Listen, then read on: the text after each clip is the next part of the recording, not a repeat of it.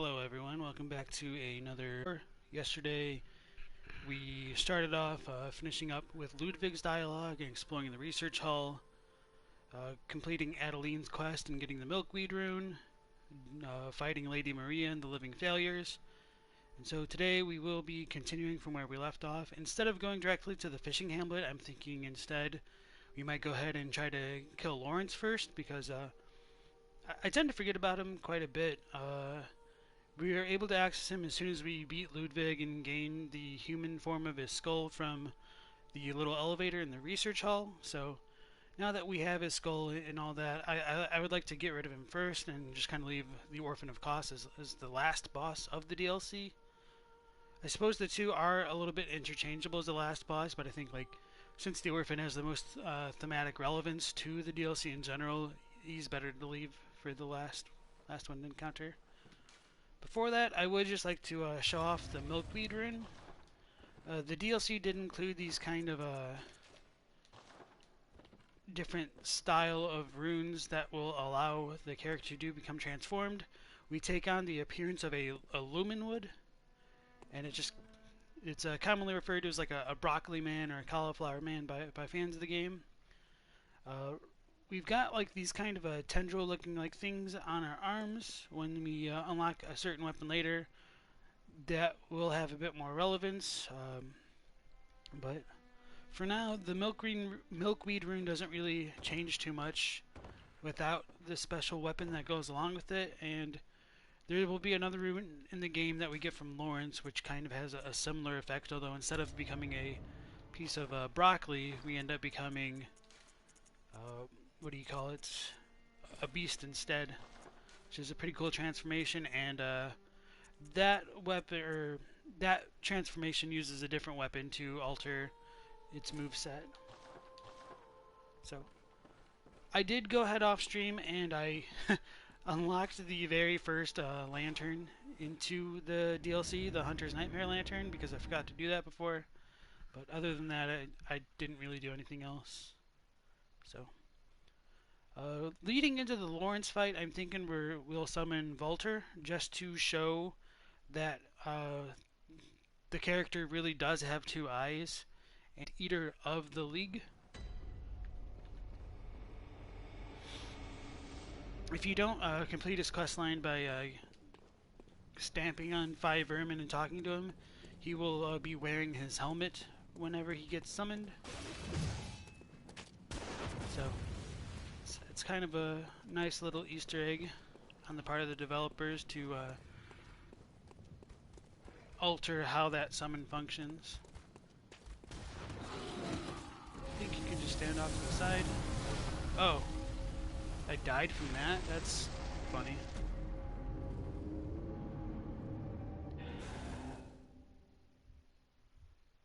It may have been because I was running. So yeah, the run-up leading to Lawrence is a little bit annoying, but it's definitely not the worst in the franchise.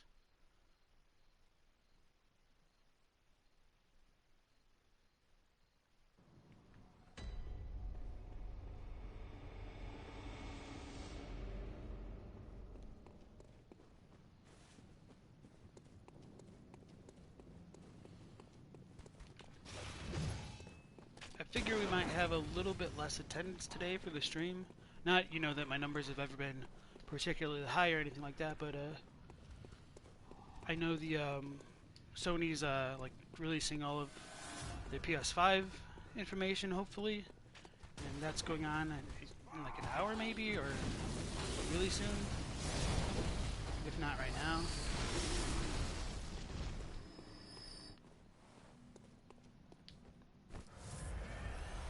So we get a blood vial.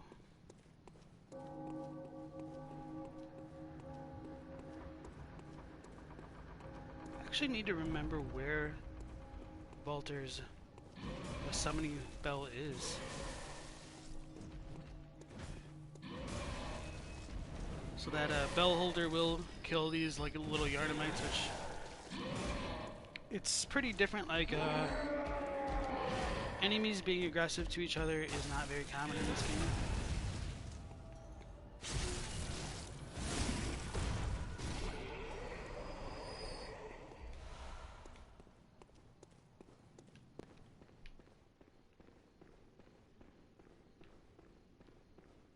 suppose that I won't worry about.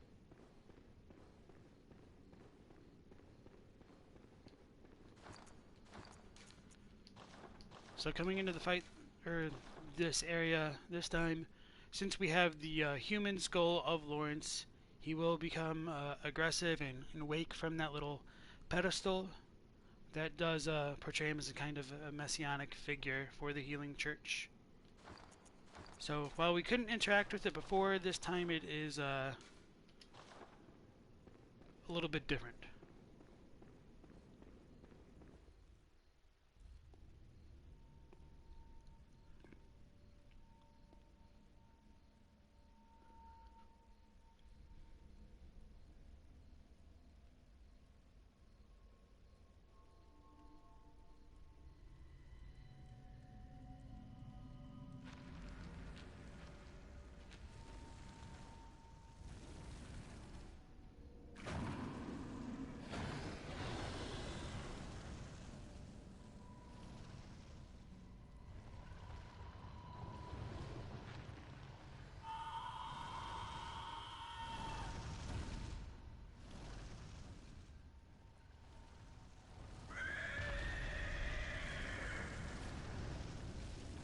So he seems to try to clutch at us as though he's trying to grab for the skull, potentially, that we are holding on to.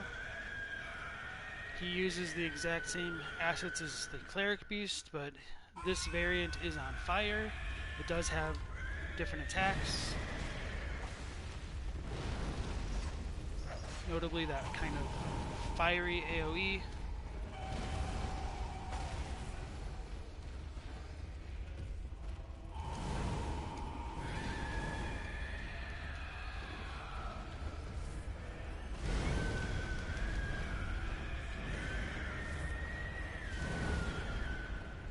Bit late with that dodge.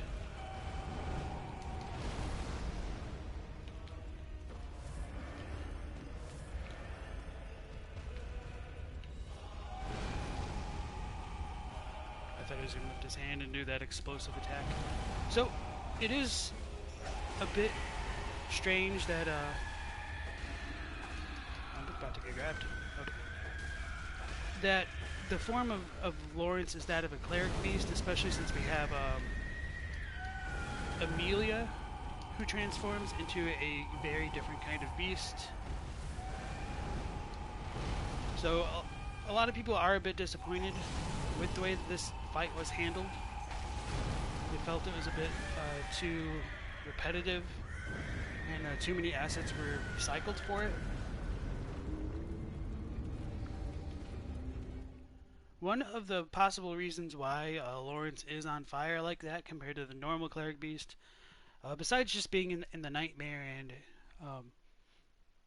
not really, how do you say it, like, even though Lawrence is in the Nightmare, like, he's still able to, like, have his consciousness somewhat preserved. Like, even though he's a beast, he will not fully regain his humanity, as alluded to by the skull that we have that belonged to him.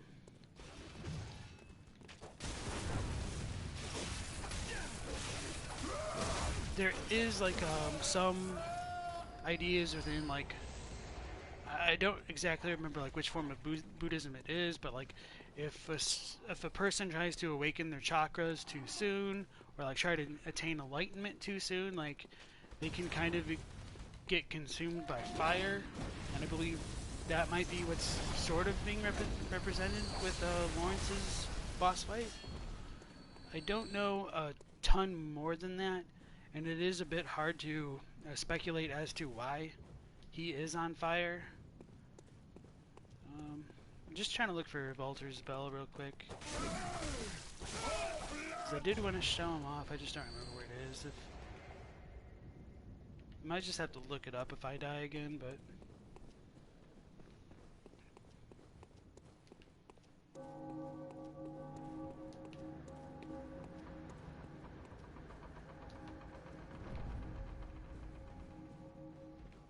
Auto is nearby.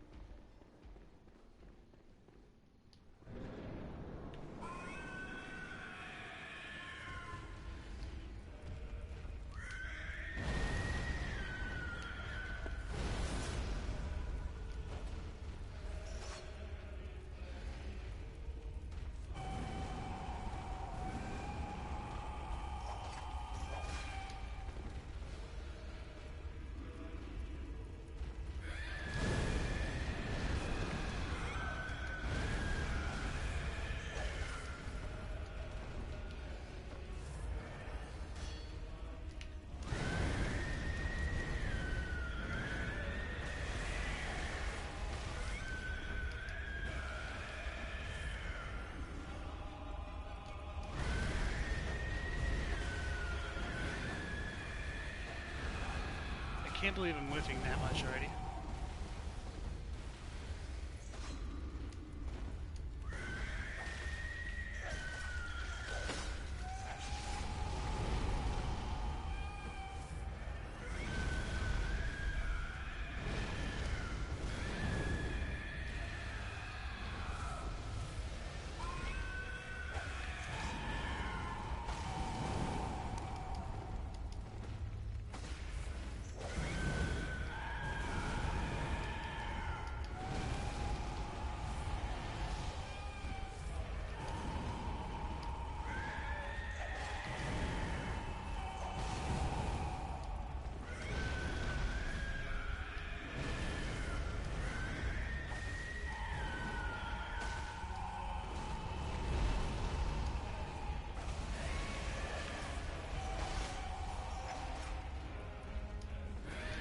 Ooh, I thought I was about to get grabbed.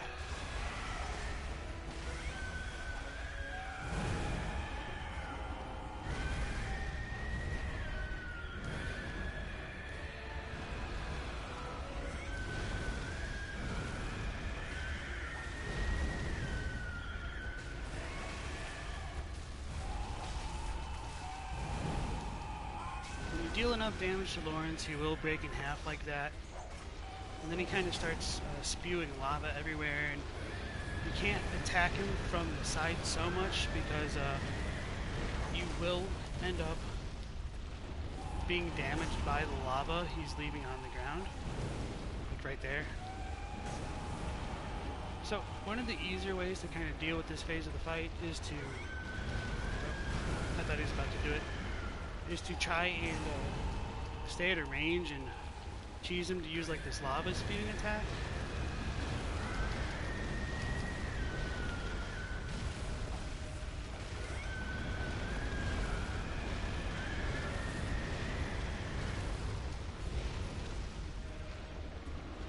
Alright, so here we go. Nope.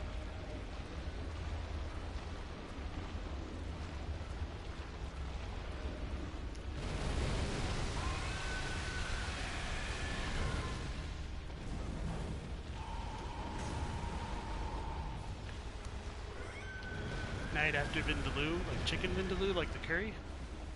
Oh, you're talking about Lawrence. I thought you were talking about yourself. Yeah, so this is the attack that's kind of easy to bait out and then deals like some free damage following it.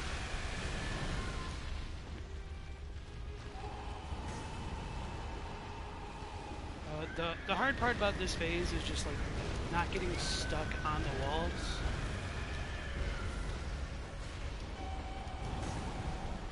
And not getting greedy.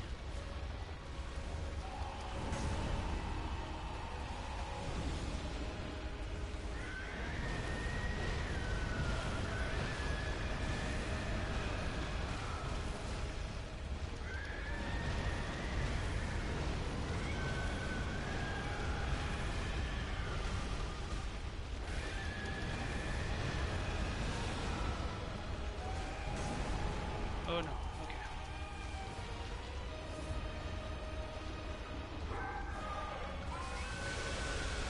Should be it. It's a second try, definitely not bad. A little bit unfortunate I didn't prepare to like look at Vaulter beforehand, but it's all well and good. So from Lawrence's defeat, we do get that other kind of Carol rune that I was talking about, which will allow us to transform. This is the Beast Embrace rune.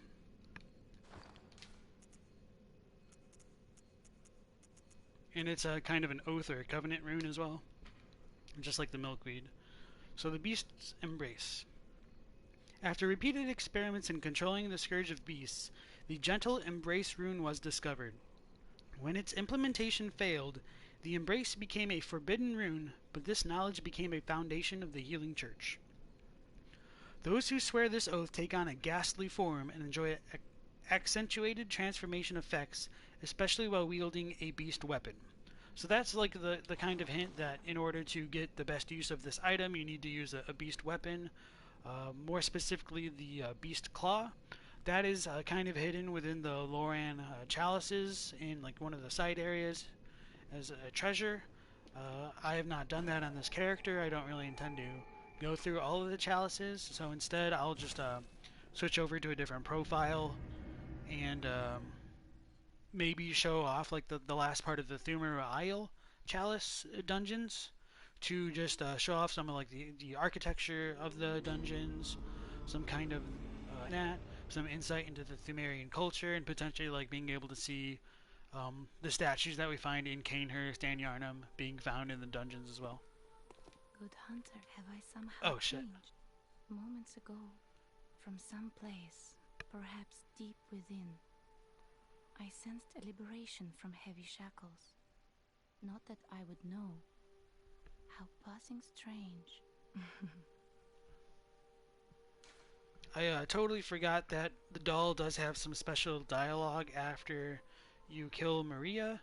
I cut off the very first part of that dialogue, but it's just, good hunter, this may sound strange, but have I somehow changed? So that's what it is. So the idea that we kill Maria, causing the doll to have a special kind of dialogue, is supposed to connect the doll's existence being based on Maria and not Annalise like they had in some of the earlier drafts. So the Japanese for that is pretty much exactly the same. Just going to try to look at the word that they used for shackles, just to see if it's the same that was brought up the other day. Just because Wenders brought it up, so I was wondering if there might be some more certificate or significance to it. No, this one is the different form. So this is a bit more like literally a shackle, or like fetters, irons, like handcuffs, things like that. So the other one is yoke. So I do believe like that kind of choice was intentionally done on using yoke specifically. Maybe I should get more health going into the orphan fight, just because he's kind of a badass. Farewell, good. Not gonna lie about that.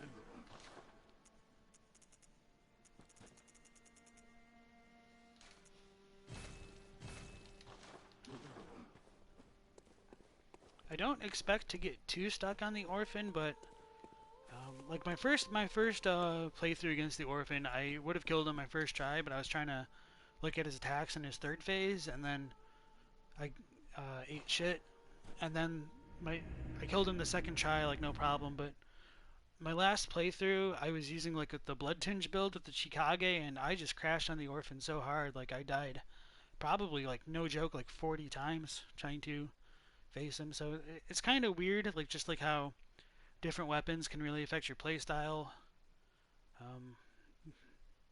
I was definitely lower level the second playthrough, but just it felt like a completely different fight for me. So after we did kill Maria, we got that celestial dial. I'll go ahead and take a look at that before we trigger the event here.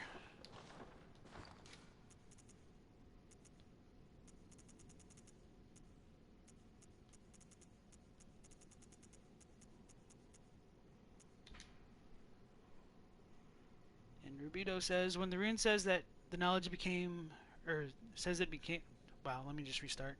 When the rune says that the knowledge of the Beast's Embrace rune became part of the foundation of the Healing Church, I assume it means knowledge that beasthood comes from the blood.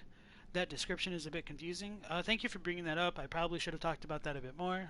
So let's go back to it.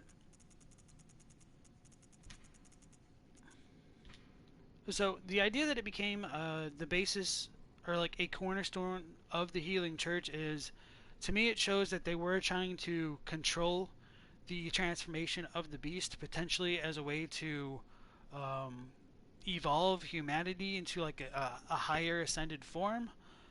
It didn't work out for whatever reason, and I should have shown this off like when we get into the Hunter's Dream, and I can actually equip this. Like, you will become a beast, which it does seem a bit strange that since we can use this like pretty much without any negative repercussions, that this rune would become forbidden.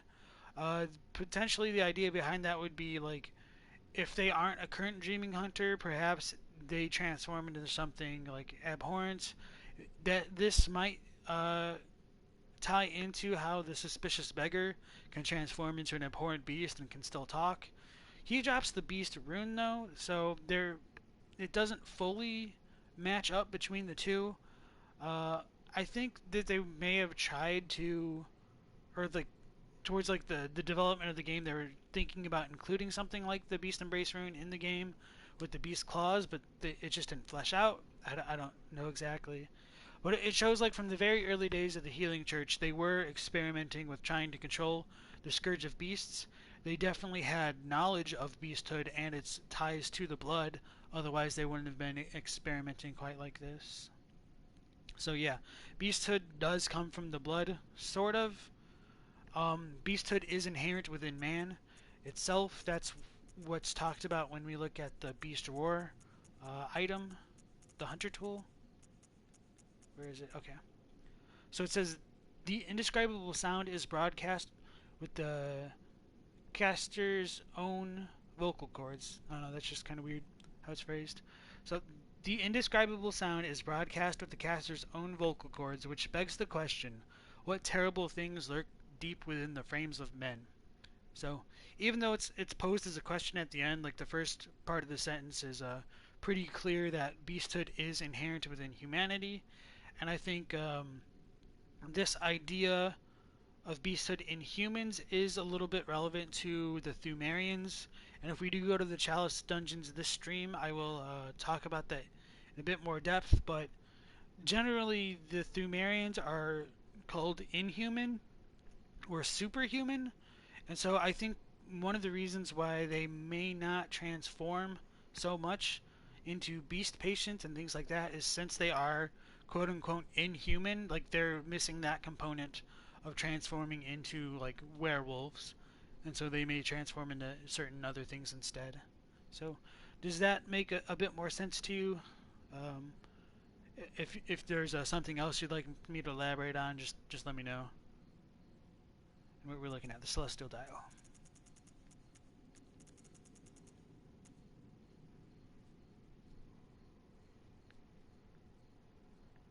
So the Celestial Dial is a celestial dial that functions with the giant astral clock in the Grand Cathedral. When the dial is held up towards the astral clock, the clock will come to life and reveal a secret to its curious interloper. And I suppose I should double check the Japanese for just both the dial and the Beast Embrace rune. I think they were both straightforward. Yeah, it's pretty much the same for that. And let me look at the rune real quick.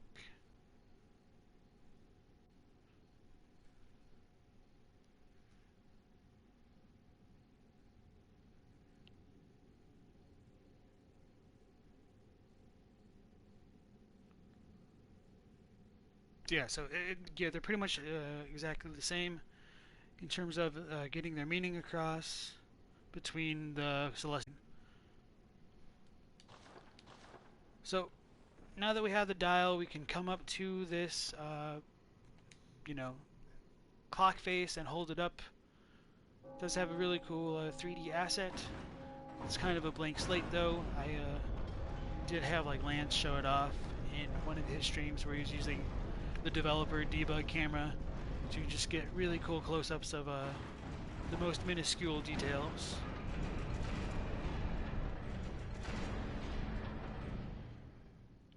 So once the face transforms like that, we can't really see the Carol runes that were etched into the outer edges of it, which is a bit of a shame.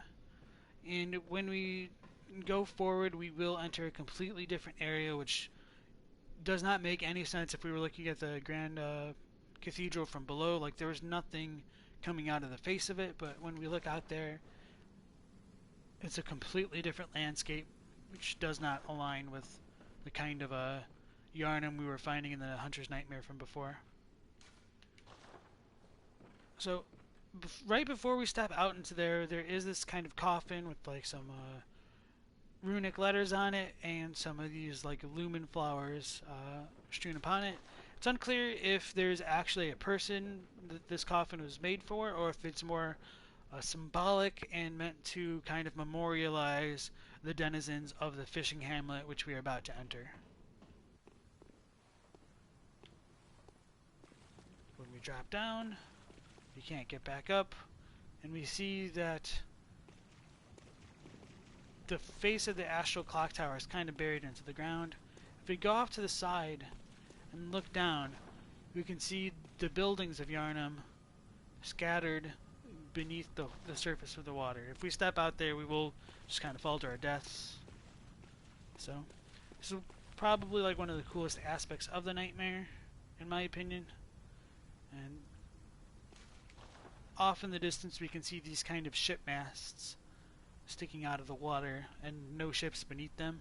But one of the general ideas could be that these ship masts are what we can find at the base of the Nightmare Frontier area.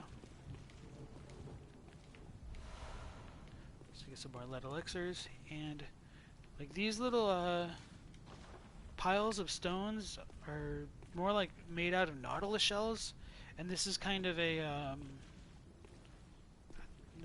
I can't think of the word for it. Like not like a tombstone, but like this does kind of represent a grave, like a cairn.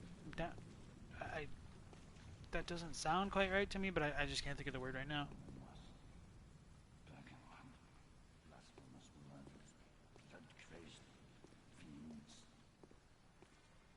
Atonement for the wretches by the wrath of Mother Cos. Mercy for the poor wizened child. Mercy. Oh, please. So this is the fishing hamlet priest. He's like our biggest hint as to what occurred in this town. He mentions that people of Bergen were blood-crazed fiends, which to me indicates like the idea of using the blood became a thing before Willem's fascination with eyes. And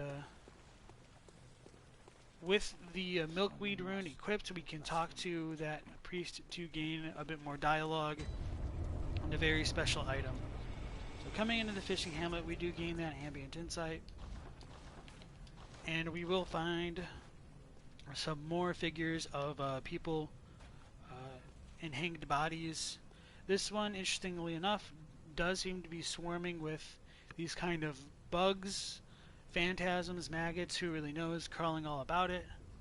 We can see like the blood kind of dripping from where its head would have been. I believe like this representation is similar again to what we find with like the hunter rune.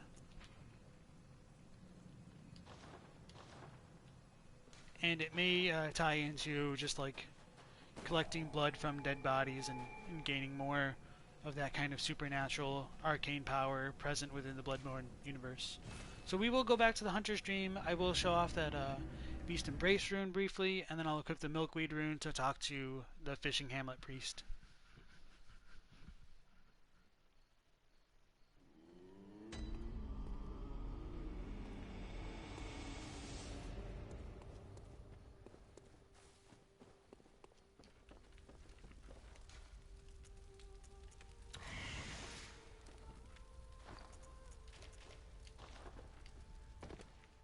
So now that we have equipped that Beast Embrace rune, we can see our left arm is pretty extreme with the amount of fur that it covers. Our right arm is still like somewhat less furry. I don't think our left hand gets any bigger. It might just be like part of the beast claw. So that just does lend into the theory that like beasthood is related to like the left hand path, and that's kind of like the path that's associated with sinister, occult kind of followings, like exposing oneself to filth and impurity and taboo in general will grant them more occult powers as opposed to like righteousness and things like that. And the general idea is it's just kind of an alternate path to enlightenment, and not necessarily a wrong or an evil one, just one that's less traveled, because it's not always like consistent with how people tend to just normally operate on their own, if that makes sense. So we'll go back to the fishing hamlet.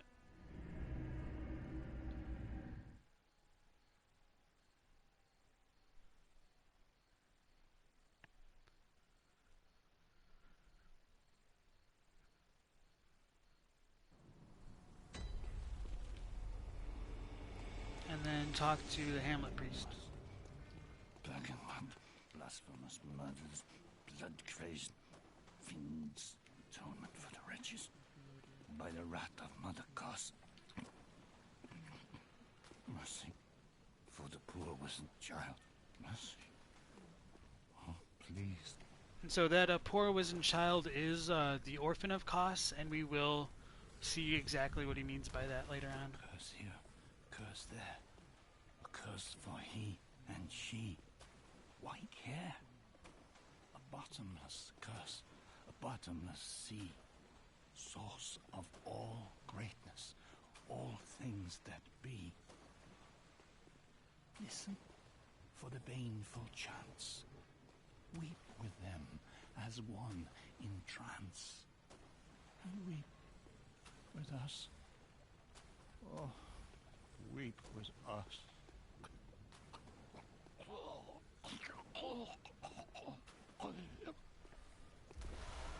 So we gain the accursed brew from this fishing hamlet priest. I do want to just double check his Japanese dialogue. I will say though that I believe it is very well done with the way they like kind of made it into a chant or like a poem almost. So even though like the Japanese is a bit more plainly stated, I kind of prefer the English for this instant.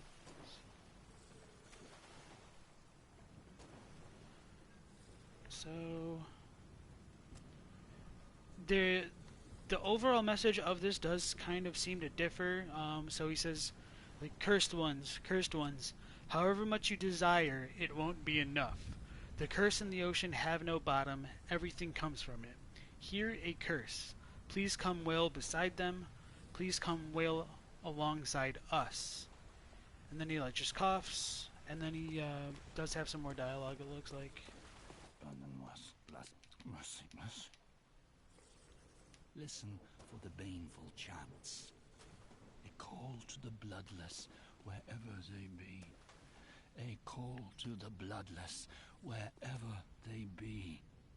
Fix your ears to hear our calls.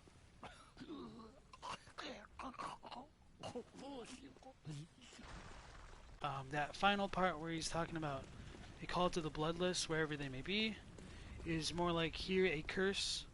All of the ones who have no blood, all of the ones who have no blood, lend us your ears. So that is a pretty like vague thing to say overall in Japanese. The way that I interpret that would be that when he's saying cursed ones, however much you desire, it won't be enough.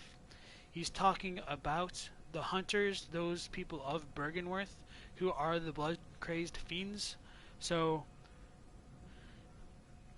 being the blood-crazed fiends who kind of conducted the massacre which occurred in this location, caused them to become cursed by the Mother Kos and suffer her wrath.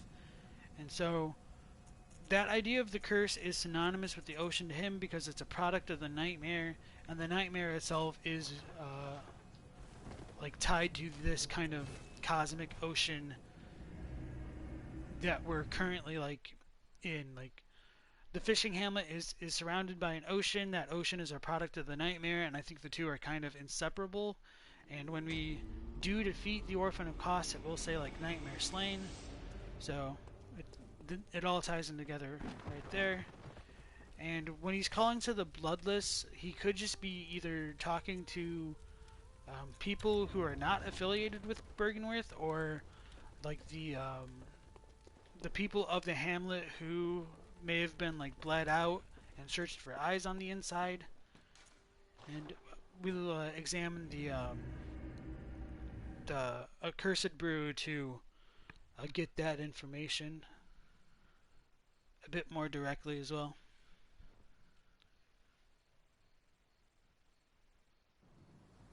And then I did want to mention, when he says however much you desire, it won't be enough. I take that as him hinting that like the nature of the curse of Kos may be that it causes hunters to become like a blood drunk, and that no matter how much blood they get, it won't be enough to satiate them, and that may be why they continue to become intoxicated in the hunt, and why characters like Gascoigne and Eileen talk about blood and a hunter's blood for them, and things like that. It's not entirely clear, but that's the best sense that I can make of it, because if the Scourge of Beasts is separate between both like the Curse of Kos and whatever the Moon Presence is doing to impact the people of the course of the night, the way that I can see it making sense is beasthood is inherent within humanity, and so by taking the blood, it can draw it out.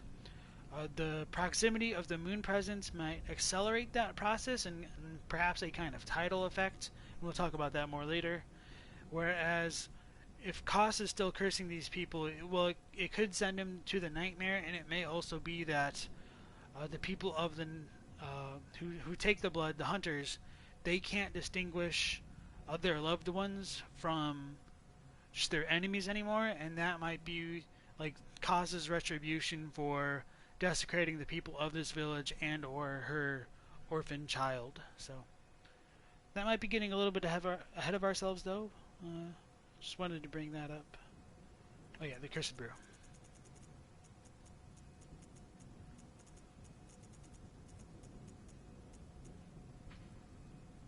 So, this is a skull of a local from the violated fishing village. The inside of the skull was forcibly searched for eyes, as evidenced by innumerable scratches and indentations. No wonder the skull became stewed in curses. They who offer baneful chants weep with them as one in trance. So this does clearly state that like the people of the fishing village had their skulls rated for eyes on the inside, and of course that doesn't really make a whole lot of sense in reality, but with the idea of enlightenment being tied to eyes on the inside and the potential way to ascend humanity and become a great one being tied to eyes on the inside, that may have been why their skulls were rated.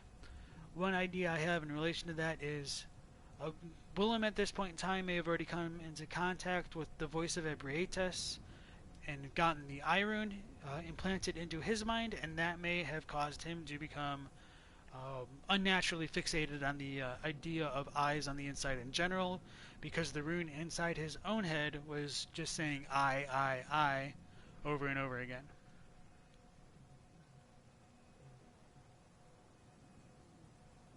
So the Japanese for this looks pretty similar. I suppose the second line is, it uses more hypothetical text. It says, it's probable the skull's insides may have been searched for eyes. So I guess it's not explicit in Japanese, it's just very heavily implied, and we don't have too much of a reason to doubt it. So, coming into the fishing hamlet itself, we do see like a bunch of boats, like dilapidated boats going on in the background. We got skeletons in them. This asset is reused. We can find this skeleton in the Hemwick Charnel Lane on the guillotine. So that isn't too important. Some of the statues that we find in Bergenworth also get repeated here. It may be possible that the statues in Bergenworth were taken from this location in the real world, or the waking world. And then we gain, like, we can see these gigantic kind of skeletons of whales, and these do also show up in the Chalice dungeons in places. Like, there will be like these pools of blood, and very occasionally we can find those gigantic whale skeletons in them, which might tie in the idea that Thubaru, to some extent, could have been related to the fishing hamlet, or could have been like a fishing community of its own somehow. Coming into the hamlet itself, we've got like a bunch of barnacles encrusted over the buildings and things like that. And over there is a denizen of this village, a fishman.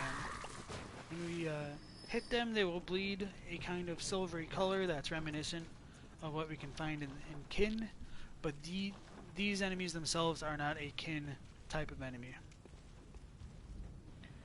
Since it's a fishing village, they tend to wield like harpoons, And they are almost like the Scourge Beast equivalents of this area.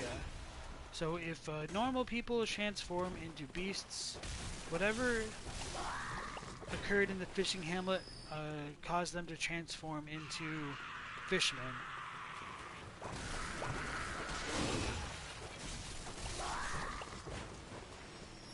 And so one way that I look at it is it's probably that the people of a certain area will transform in accordance to whatever they've been exposed to or come into contact with.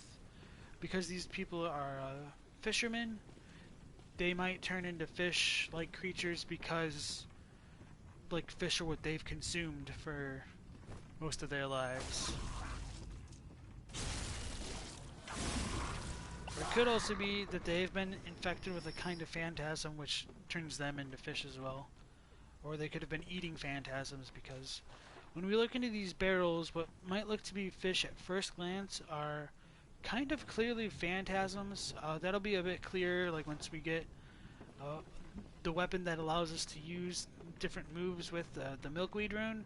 We will be able to like take a step back and spew all of these phantasms out of ourselves, and if we're a lumen wood that's possessed with phantasms, or like a seedbed nursery for phantasms, it seems like these should be phantasms as well, because they're the exact same model. Looking deeper inside, we find stacks of corpses that are more humanoid in nature. They have like blue skin though, bluish white skin. And they're all crawling with these kind of bugs, which are mobile, which is a bit relevant because the developers went through the trouble of animating them, although like somewhat poorly. So it's probably relevant to the story somehow that like bugs are crawling all over the corpses in this area. They might be tied to vermin or phantasms. And just to kind of like reinforce what the phantasms look like, if you look at the pearl slug, that's a ritual item, it does also somewhat resemble like what we see in the barrels, which are kind of all over the place here. So, were they collecting these phantasms? Were they eating them? We don't fully know. But perhaps a little more will get revealed to us when we venture deeper into the hamlet.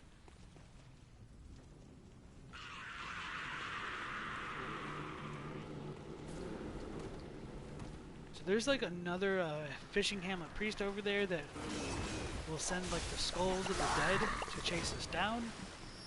Interestingly enough, when we run up to that guy and kill it, we will not gain any blood echoes whatsoever, which leads me to believe like maybe this guy doesn't have blood in the traditional sense or of this area. There's a gigantic fish, a shark man, that is a very dangerous enemy. I made it look a little bit trivial because like there's a bunch of these urns over here that you can shoot to explode.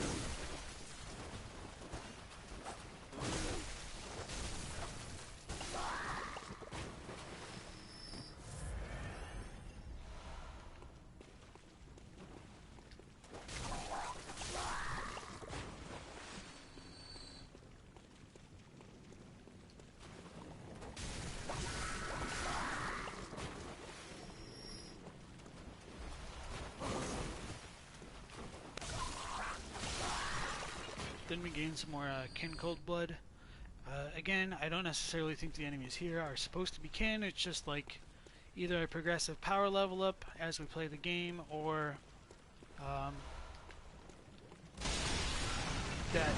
it talks about like the level of echoes in something, not its biology.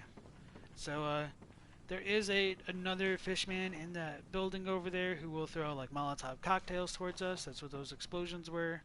If it hits those oil urns, they will explode for a lot of fire damage. This is a very quick shortcut back to the lantern.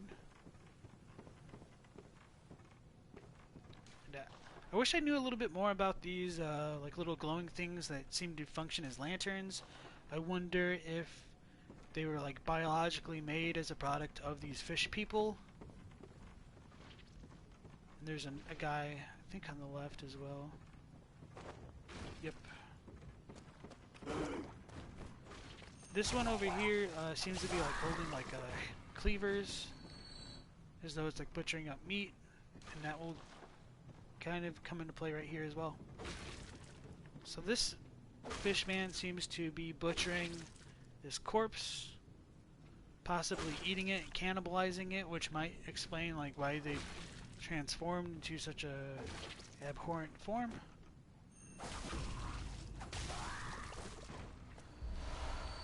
And then from this corpse we get the Herod set, which is also what Simon wears, although that figure is not that of Simon.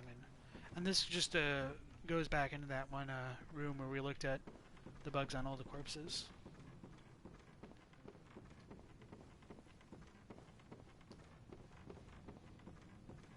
So, I did also forget to read the Lock Shield yesterday, so we're going to look at the Herald set and then the Lock Shield as well.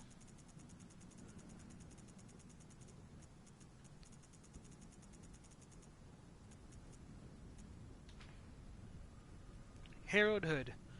Certain church hunters obfuscate their identities and slip into the nooks and crannies of the city. This is the garb that allows these harrowed individuals to go unnoticed. These hunters are keen to early signs of the scourge, serving as a first line of defense against its outbreak. Or perhaps, when the time is ripe, they find signs of the scourge wherever there are none. It just goes to show the corner beggar is not always who he seems. So this does set up the idea that the church hunters could have been projecting their beasthood onto the residents of Yharnam, and that even people without beasthood, or like people who are not transforming into beasts, could have been targeted by the church hunters, and that may have been why so many of them started to become mistrustful of the church itself. So there is a bit of a difference. Instead of like saying Herald Hood in Japanese, it's more like the Hood of Disguise, and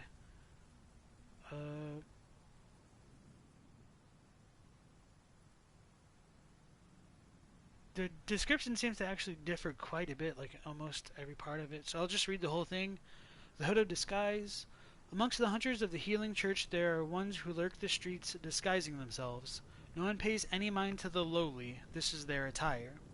As disguised and precautionary hunters, they do not overlook the symptoms of beasthood, or perhaps they undoubtedly discover that which they believe, since all people possess some kind of secret. So I think like the overall message is consistent with like the final two paragraphs. It's just like the first part about the Hood of Disguise. It's just like if they look like the corner beggar, like people are gonna overlook them. Oh yeah, and the Lock Shield. So the Lock Shield is an artisanal shield crafted with blue glass. Originally used to safeguard the leader presiding over a sacred healing church ceremony, and later supplied to tomb prospectors, in particular those exploring the Labyrinth of Eyes. The blue is fashioned after a lake, and the shield greatly reduces all forms of non-physical damage. And just a small translation note, like Lock Shield really just means lake shield. Like lock is just like I think more like a Scottish word for lake. It's essentially the same thing though. So that's like Loch Ness Monster. It's like the monster of Lake Ness. Let me just double check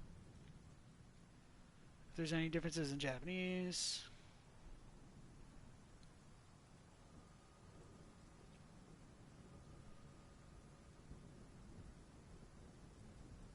There is like a small difference where it says instead of like saying the blue is fashioned after a lake and the shield greatly reduces all form of non-physical damage, the Japanese is saying like its blueness as something modeled upon lakes highly reduces non-physical damage.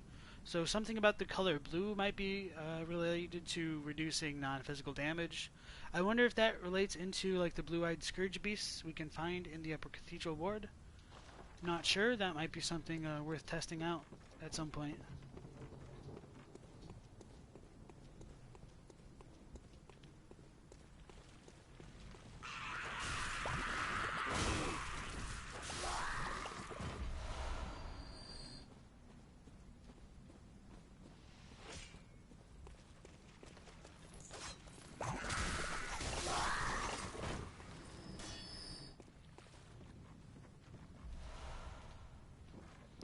So, coming into this building, getting ambushed, but,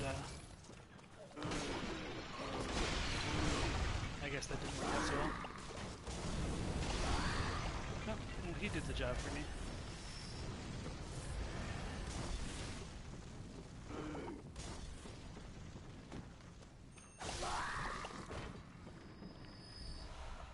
In addition to them like bleeding that kind of silver color that I've been talking about, they also do seem to bleed red as well, like possibly like a purple. Oh well, that's not gonna help.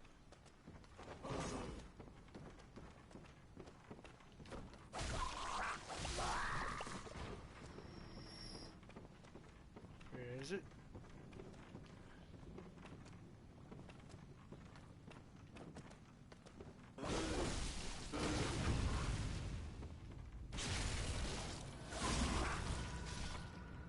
So it's a very small amount, but it's just like mostly like a white and gray. I'm deciding whether or not I want to try to attempt the sharks right now.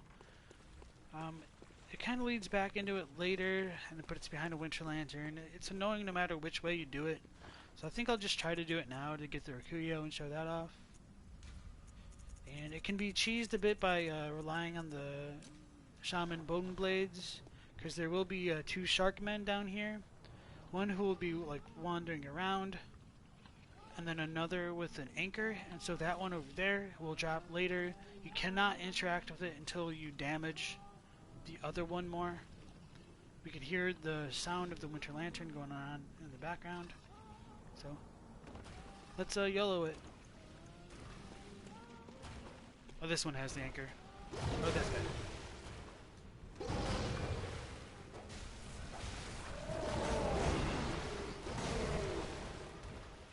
I forget how much like tracking there is on these guys' attacks.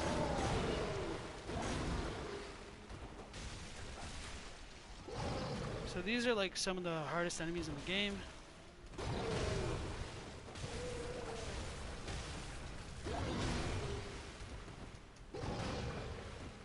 Is the other one not dropped down yet? Nope.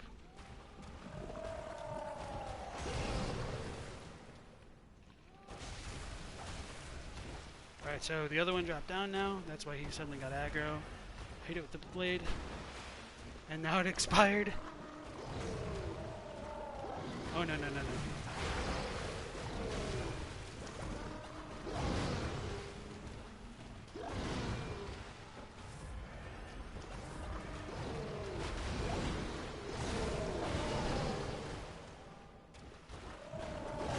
know, I'd probably have just done better if I...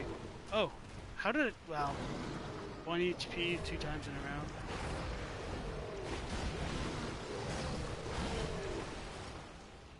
I was gonna say I probably would have just done better had I like just tried to kill them normal style.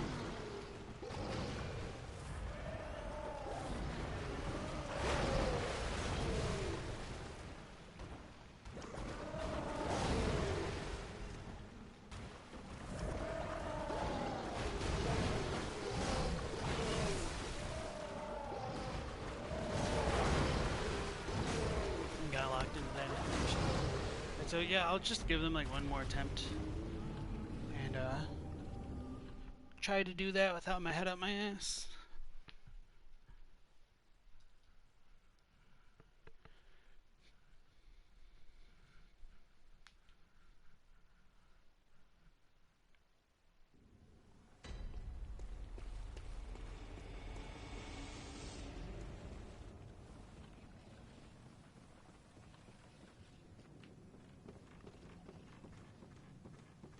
So we can see that shark man waiting for us over there. That's where he was, just heading behind the side of the building. Hey Wenders, nice to see you again.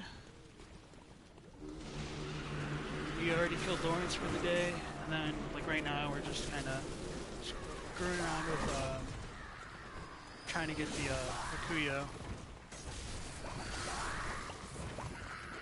I died once, just probably because I was trying to fish for the bone blade rather than just killing the damn shark.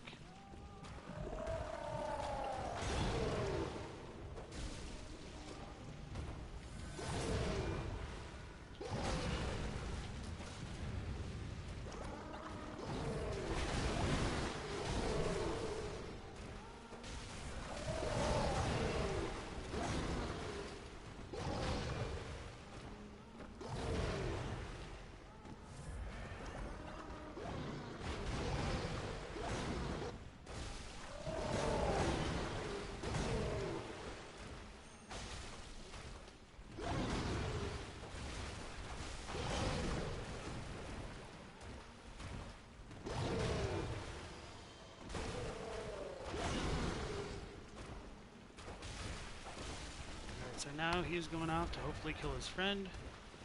So time that a bit better. His friend's gonna kill him. Or both. Oh no.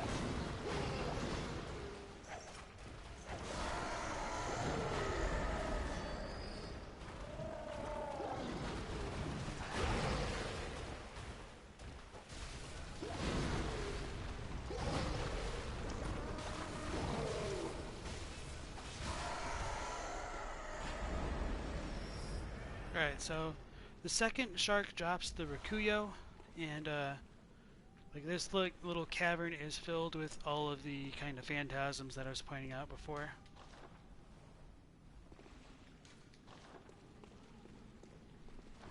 And a lot of people like to joke like these two sharks are really the hardest boss in the game. The Shaman Bone Blade helps, but people tend to just get like a bit more scared of them than I think they need to be. Like I was showing them a bit too much respect, so like if you stay aggressive and like pick your shots, it's not too terrible. So the Rakuyo is a hunter weapon wielded by Lady Maria of the Astral Clock Tower. A trick sword originated in the same country as the Kanehurst Chikage, only this sword feeds not off blood, but instead demands great dexterity. Lady Maria was fond of this aspect of the Rakuyo, as she frowned upon blood blades, despite being a distant relative of the Queen. But one day she abandoned her beloved Rakuyo, casting it into a dark well when she could stomach its presence no longer.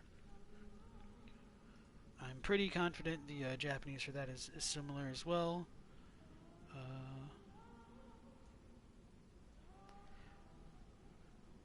So the kanji for the Rakuyo means like falling leaf, something like that. I don't know if there's like a play on words with it. I suppose I haven't really looked into it too deeply compared to like the Chikage being like Blood Shadow. So it says Maria is also fond of those qualities of the Rakuyo.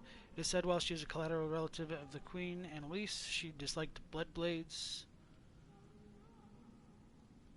So, however, one day the girl discarded her beloved Rakuyo into a well due to mere tender-heartedness. So, this does set up that Maria probably regretted her actions in the fishing hamlet, the massacre that occurred here, which caused the residents of the village to have their skulls forcibly searched for eyes on the inside. I personally don't necessarily think that matches up very well with the idea that she went on to become a caretaker for healing church experiments. Like, I don't know. If she's really that caring, like, participating in the church experiment seems like an odd thing to do to me.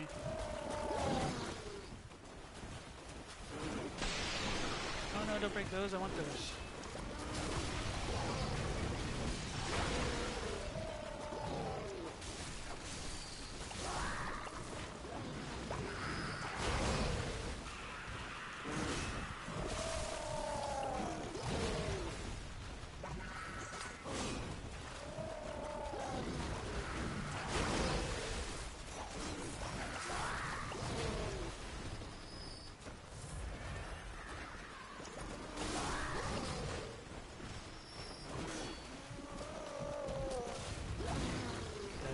Out.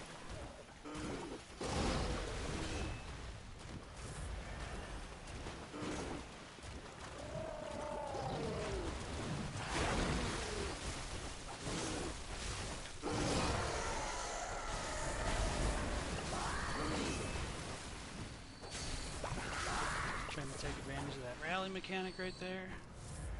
Gonna just power through all that. And thank you for that, GG. I don't remember if I said that.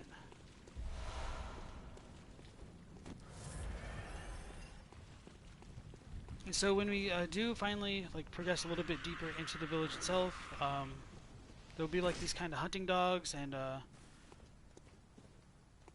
that's just the spearmen. Yeah, so a harpoonman over there, and then there will be like these fish-type dogs. But what I did want to show off is a little bit unrelated.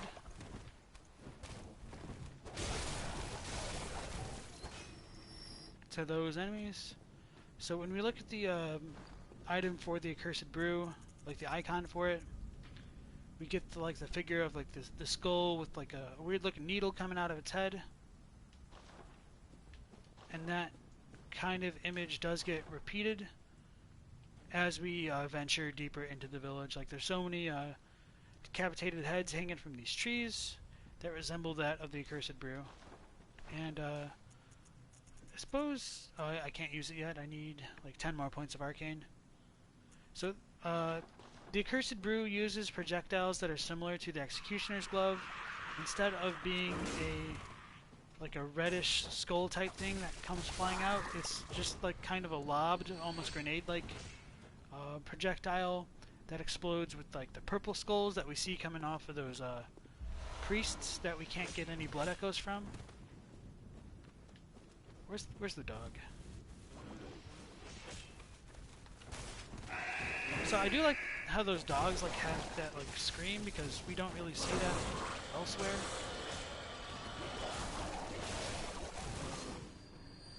Like there is that kind of effect with like the beast claw attack, but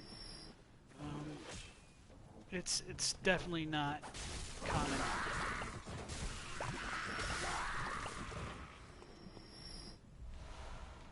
So coming up this like little ramp here, we've got a harpoon fisherman and one of the priests that will like shoot out those purple and white skulls, and then going off like behind that like little corner there will be another shark man.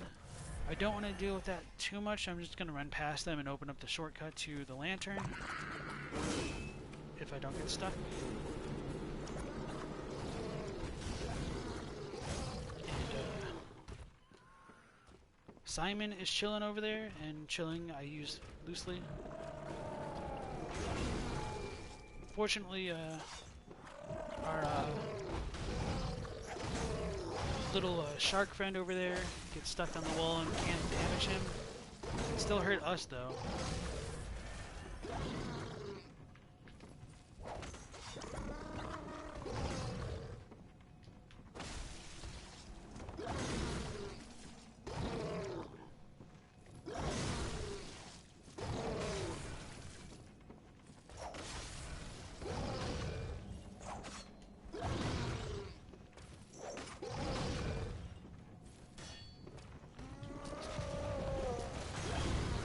This is a riveting gameplay.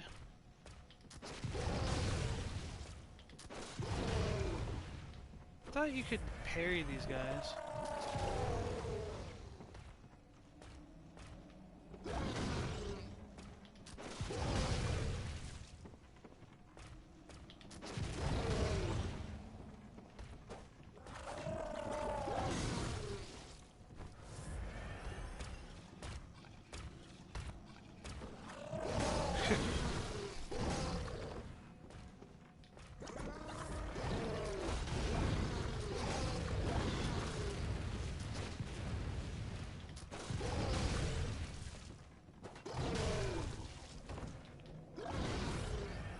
I suppose I deserve that at this point.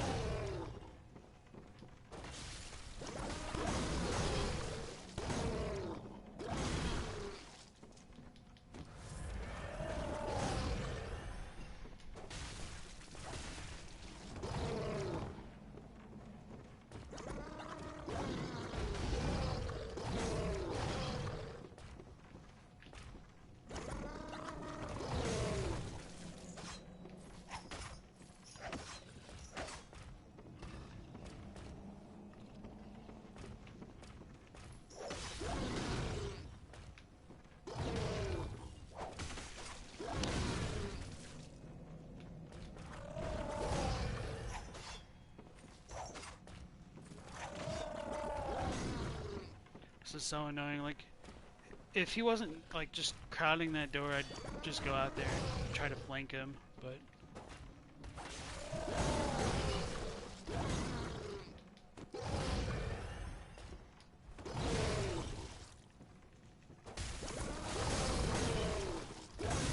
of course. Oh well, I probably deserve that.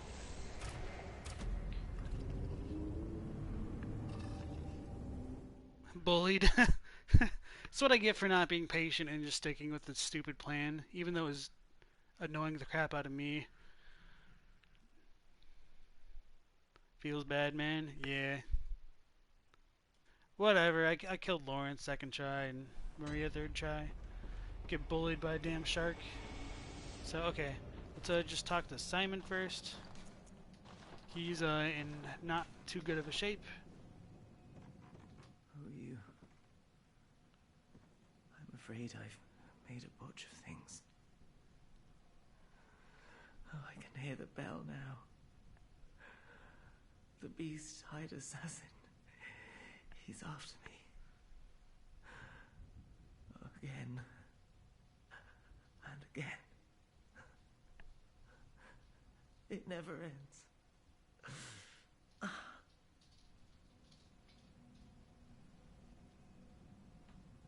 So that beast-eyed assassin, which he talks about, is Brador. We met him very briefly, and we will go back to the cell at some point. And the bell he's talking about is the bell that Brador was ringing before. We couldn't hear it because we hadn't traveled too deeply into the nightmare to gain the aggro of Brador.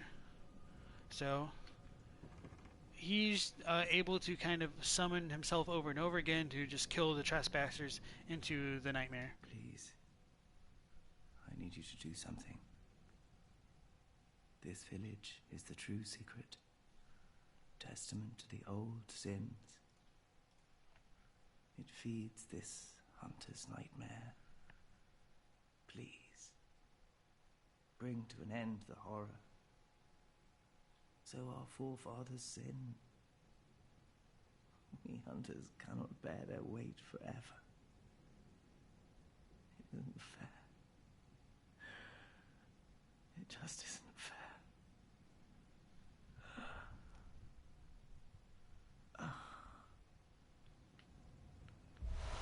So he dies, he gives us an underground cell inner chamber key, which will allow us to go face Brador directly. Suppose we couldn't do that before. I forgot that you need to get the key from this guy. So it all works out. If you go back to the cell now and kill Brador, like he won't invade you, but it's a little bit boring, and you get a little bit more characterization from Brador if you let him invade you, so we'll probably go with that. As far as his dialogue goes, it's pretty similar in English and Japanese. There is like a little bit of a play on words, though. Right after he says testament to, or like after he says this village is the true secret, testament to the old sins, it feeds this hunter's nightmare. In Japanese, it's more like this town is like the secret. It's a relic of sin, and then the hunter's nightmare became a seedbed. So it uses like the exact same phrase as the milkweed rune. Like this, whatever is in this village, it became like a kind of nesting ground or a nursery for the curse that's afflicting the hunters. And so that's what he's trying to get at, I think. And just the idea that he uses Naigoto to refer to it as like a certain kind of site is interesting. Where is it? Doesn't it chill over there? Did it just kick my ass so much it pat itself on the back and left forever?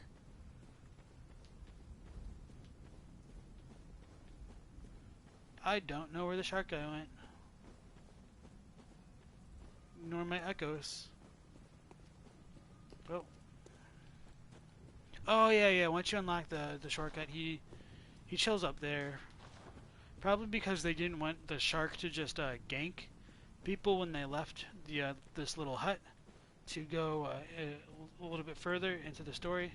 Forgot about that detail. And so yeah, we do get some more of the like the skulls hanging from the trees. Some Great One's wisdom, and this will not lead anywhere else. I think it's just like there's another item over here, or okay, maybe we gotta go around here.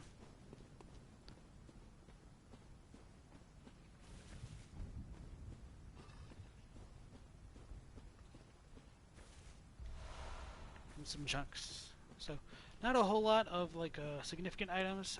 I suppose I am forgetting to read his bow blade and the cell key, but I just want to get my revenge on this shark man. Oh god.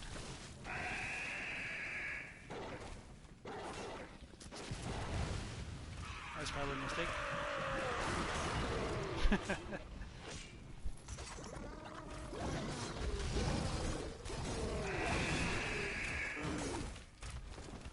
Stuck.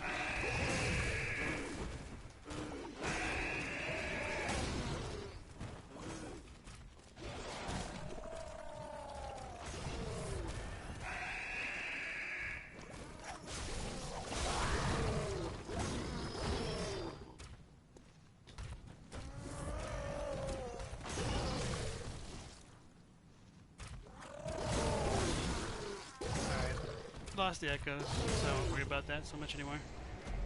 We'll look at Simon stuff.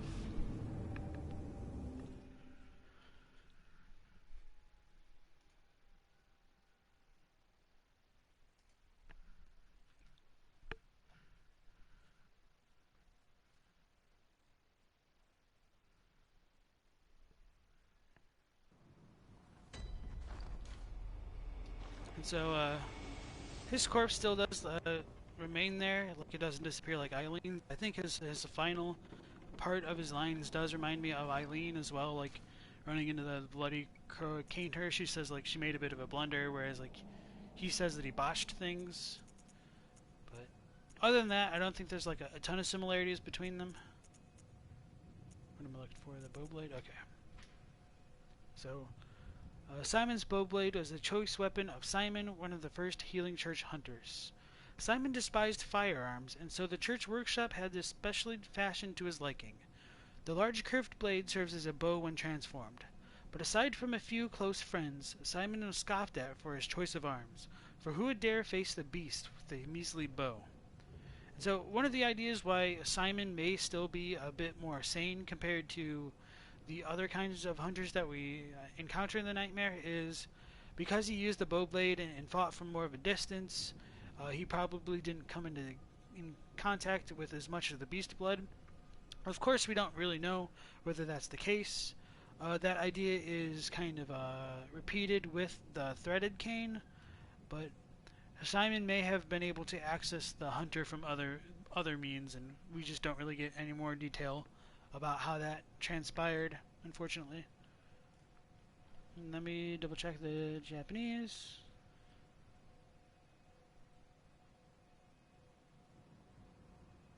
Yeah, so okay, it's pretty much the same. The idea that if he was apologizing to Ludwig could be reinforced just because he is also known as one of the first Healing Church hunters, and Ludwig, of course, was the first Healing Church hunter. So, Wonder says, ironic when you see how solid the bow blade is. Well, Simon's right, firearms are boring weapons, don't at you. Shut up, Dark Souls player. Dark Souls purist. No, it's all good. Yeah, Wonders is right. Like the bow blade is kind of a beastly weapon. It's probably better that it's hard to get because it can really trivialize like a lot of content. Like Bloodborne is very meant to be like up and in your face, whereas like the bow blade, you can step back and just kind of pot shot things. So one thing I'd like to point out is in the distance back there. Oh, maybe these damn rafters or railings will get in the way. So that white thing over there in the distance is the corpse of Mother Koss. That is a great one that got washed ashore and likely died. We don't know whether or not like the hunters themselves killed her, whether she was alive or dead when she washed up to shore. If she was alive, there's a good chance the hunters could have come across her body and tried to let's say violate it in order to examine it, and that's when they may have encountered the Orphan of Koss in the waking world, and this is more like the nightmare variant of it. And so this grave, this solitary grave with a single flower pointing over the corpse, I think could just be a kind of memorial possibly given by Maria for Mother Koss and or her baby. So I do really like this little grave memorial that we get right here. Soda, whichever you want to go by now. So, okay. This is a kind of a lighthouse, although it's in disrepair, and we get into a different aspect of the fishing hamlet itself. And then we hear the bell tolling from Brador, which ties into what Simon was talking about, the tolling of the bell which never ends over and over again. So he might have killed Brador once, twice, maybe a few more times, but the repeated invasions are likely what made Simon succumb to Brador's attacks.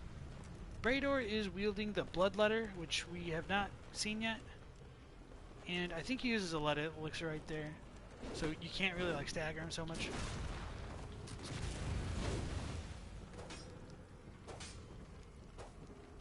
So we still do like the same amount of damage, we just cannot really stun lock him. I don't know if we can still parry him. I think we can.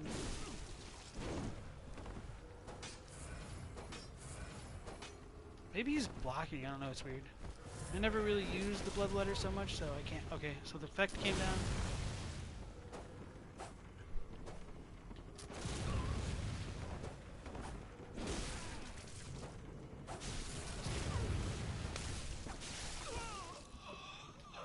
He's really not too tough to deal with as like a hunter invader. And when you kill him in each location, he drops one part of his set. One interesting thing about his invasions, if you look at his face sliders, like the version that he uses to attack the player is a kind of younger version of him. So the idea would be that his real body is in that cell that we encountered much earlier, and what he uses to attack us is probably like a dreamlike or astral projection of his consciousness, since we can kill it multiple times. And when we encounter him in a cell later on, if we kill him once, he'll stay dead and won't invade anymore. So Rise says, "Is it ever explained how Simon and Brador ended up in the dream?" No, it's not. You figured Brador was sent there by the church, but you don't know about Simon. Simon's ought to be rather old. Yeah, he should be extremely old if he is a one of the early hunters of the Healing Church. But just the way that like time is handled in Bloodborne is very, very vague, and since we find him in the nightmare, it is a bit possible perhaps that like time doesn't exactly continue to flow for like normal flesh. It could just be that I don't know what you want to say, like he stops aging since he's in the nightmare, although we don't really have any idea to go with that. It's just like that might also be what happens to Maria. Oops, I didn't mean to fall through. So, oh, he grabbed us, so that's it's like little cleaver attack.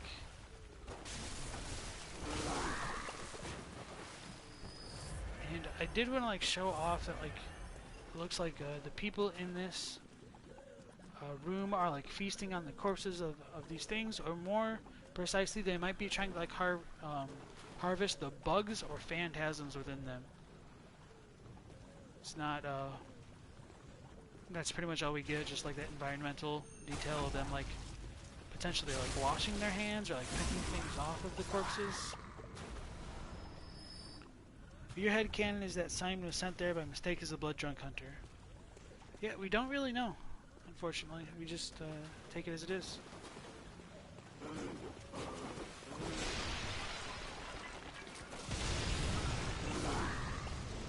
Did it hit its friend? Oh.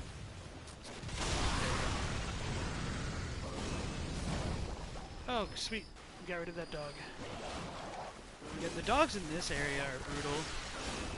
Like, I mean, the normal dogs are annoying, but since these ones have like that AoE scream, which can knock the player back by like the Beast Roar does, it's a little bit harder to deal with everything. But all of the sharks have been dealt with, so it shouldn't be really too much more difficult as we progress through this area.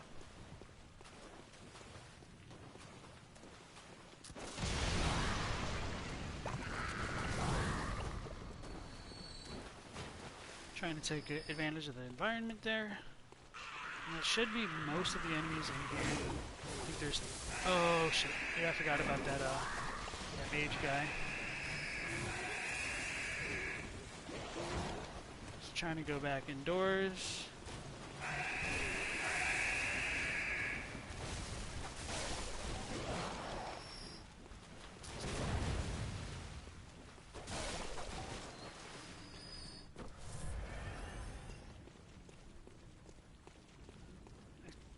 Can't remember exactly where that guy is off the top of my head. I think he's above. Oh yeah, because I fell down. That was the issue. There will be another invasion for Brador in that building that I like first jumped down to, but I want to get rid of this mage guy first.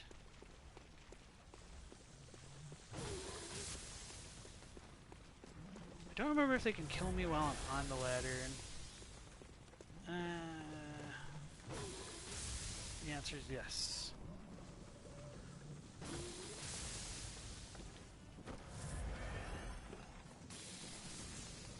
So this Wandering Madness is a little bastard man. Oh yeah, I can forget that they can still shoot me in here.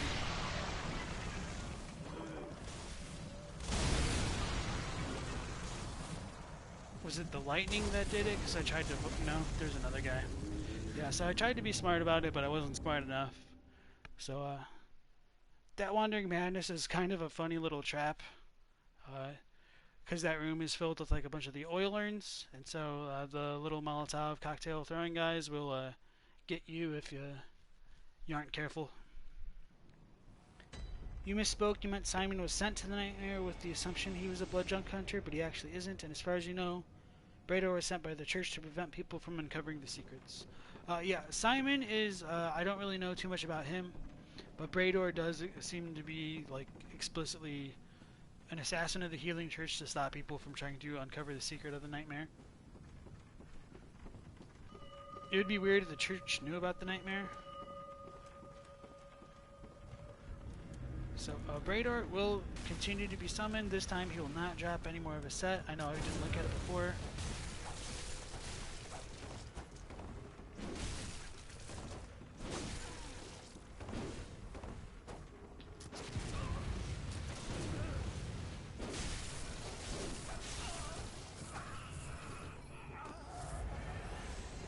So he will like spawn in like 3 different times.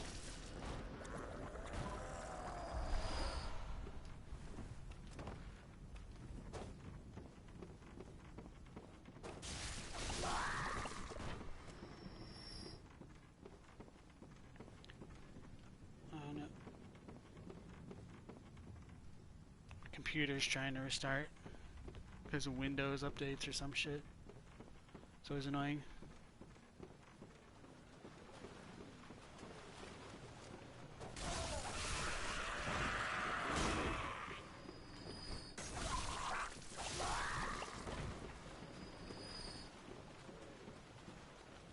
So this will take us back into that room. I think, yep.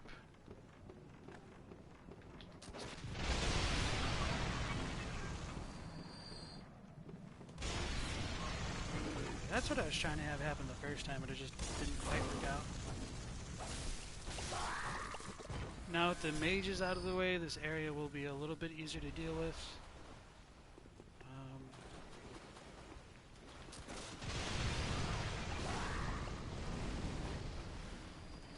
And I think I'll just use Molotov cocktails to deal with the dogs from up here. If I can. Oh shit.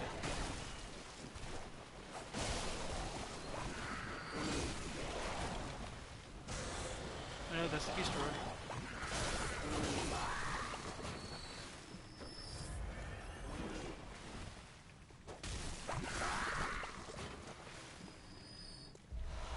That actually wasn't too bad. Okay. But let's go back in here. I don't know how that whipped. Oh, the grab, okay. I do like how you kind of like stop the cleaver manually with your hands there.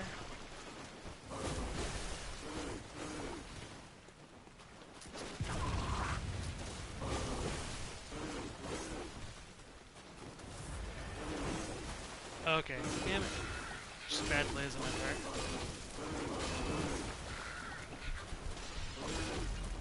So it'd be weird if the church knew about the nightmare. Well, the church is defending it because we do have like the church servants in the research hall. We have Maria, someone being affiliated with the church, and like the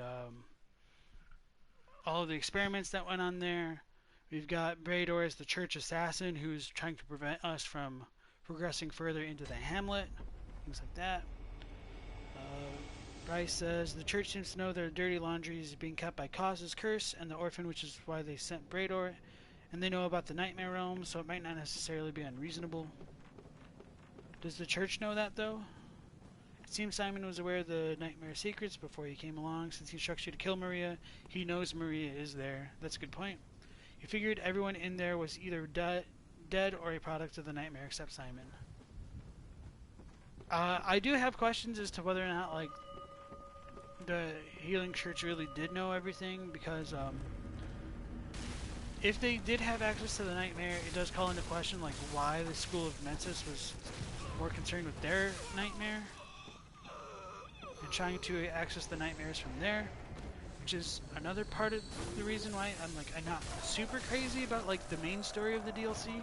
I like a lot of the more subtextual pieces of information that we get from like the Carol runes and stuff like that, because I think what you're both talking about is a bit of an issue in like trying to figure out exactly like how the Healing Church ties into things.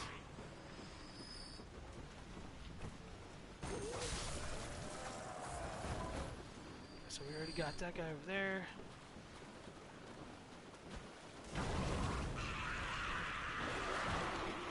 So my goal right now is to kite them towards like all the barrels over here and shoot them.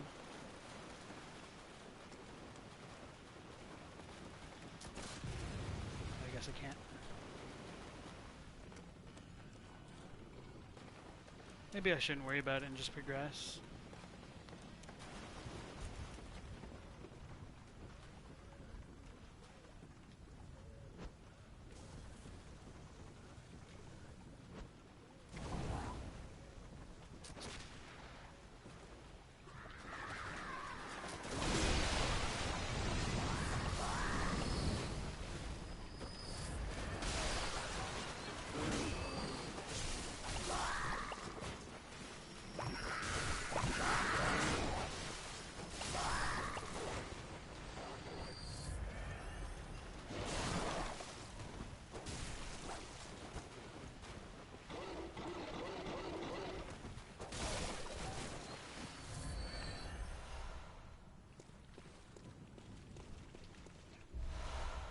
Alright, I'm not going to worry about this building since the enemies in there will stay in there. We'll do the Brador thing and I'll catch up with chat real quick. You see it as the choir's equivalent to the Nightmare of Mensis. You think that this nightmare is more like the choir version? I haven't really thought about that. I'll probably have to think about that a bit more to see if I can agree with that or not.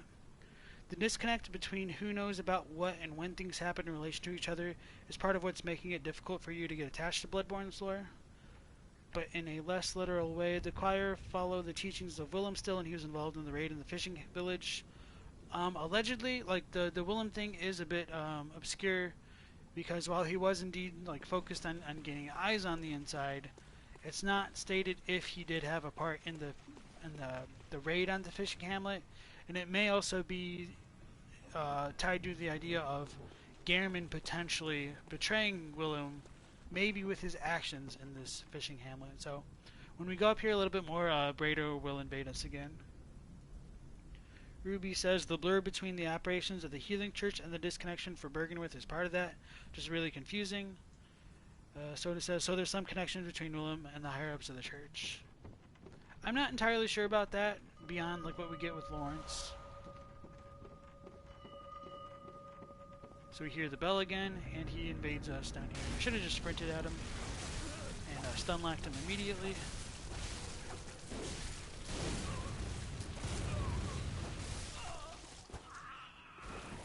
So that wasn't too bad. Oh yeah, and then we get his beast type garb. That sounded weird. I will look at his items once we finish his last invasion. Just because, I don't know.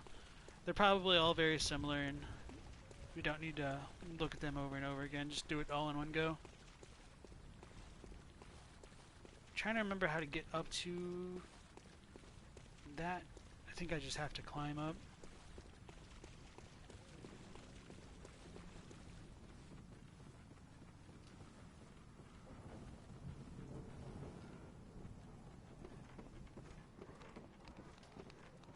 Did I never loot this thing?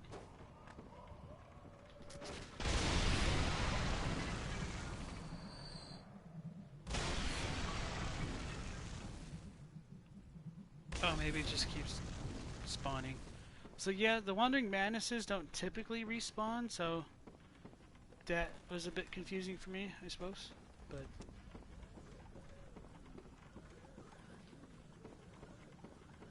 it's a nice little repeated trap, I guess.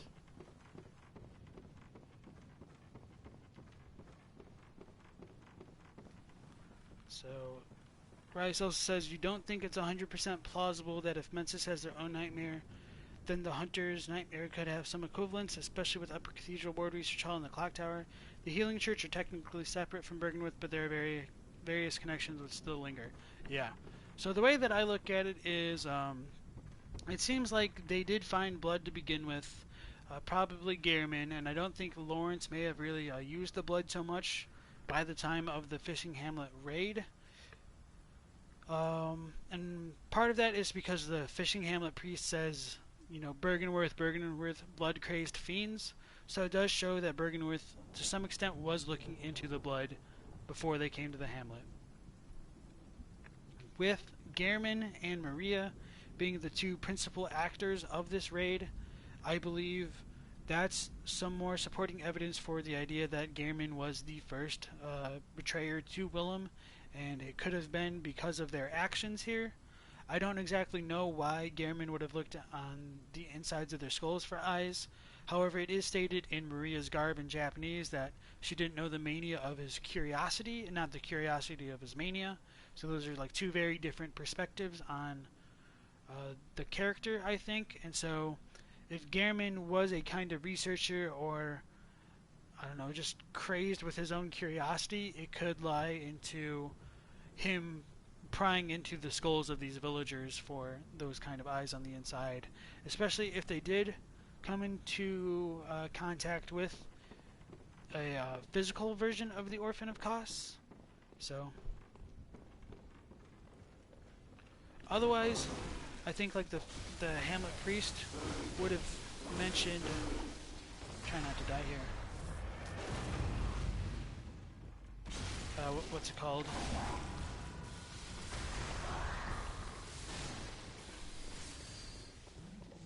I think if like the Healing Church had the role in the Fishing Hamlet, the priest would have cursed the Healing Church and not Bergenworth.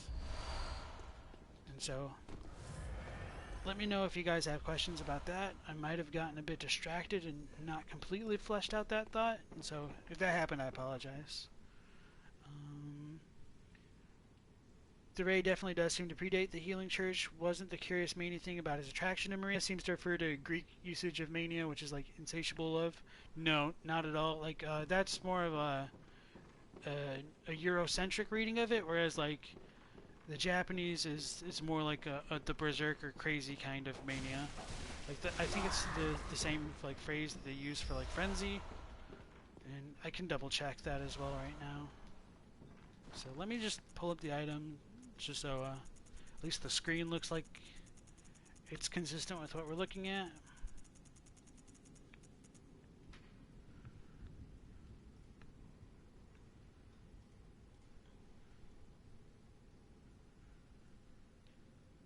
So, the mania of his curiosity. So this is like Kyonetsu, which is like super strong feelings. Sometimes it's kind of hard to articulate. Like, it's extreme passion, wild enthusiasm. So Kyo is like the root for madness, and Netsu is like heat. So it's just like maddened feelings, maddened resolve kind of thing. So not exactly like the mania in the Greek way, but they are kind of similar. Like passion to a point where it's almost like inhumanly obsessed, perhaps. So I'm getting a bit distracted. I'm gonna open up the door to the shortcut and then look at some of the environmental details here. Once this thing starts shooting us.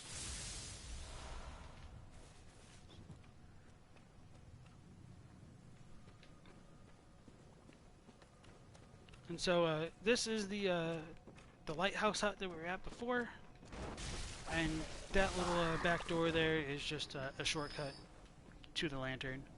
So I do like how the shortcuts do connect back in this particular area. Like it seems somewhat organic, or like not entirely out of place, but even though like they're not super far apart, I kind of appreciate it, because like in a lot of their other levels you really have to just deal with the same stuff over and over again, where I feel like this kind of spares you from that kind of super repetitive gameplay loop they have going on for exploring new areas. So it doesn't really feel that punishing. It actually feels like making a decent amount of progress. So in my head, like, this area is probably smaller than it really is, just because of how well connected it is. And I suppose I should have shown those guys off, but like we see these like little fish people, like kind of using not hose, like little tiny rakes. I can't think of what they're called, like the little gardening tools, and they seem to be like surrounding these egg-like sacks in this area, and they seem to be harvesting whatever is in this mud type location. And it almost looks like there's shells buried in here. So we got like this big old nautilus shell where we will see like the slime women in. And I can't remember exactly what this location is called in the art book, but it's like a fishery or something like that. Like not entirely, but more like this is a place where you breed fish to keep producing them, and that's what it's called, if I remember correctly. So should have kept some of them alive. We'll probably show that off a little bit later if I die to like Kos or something like that. And then there's like all these shells up here as well.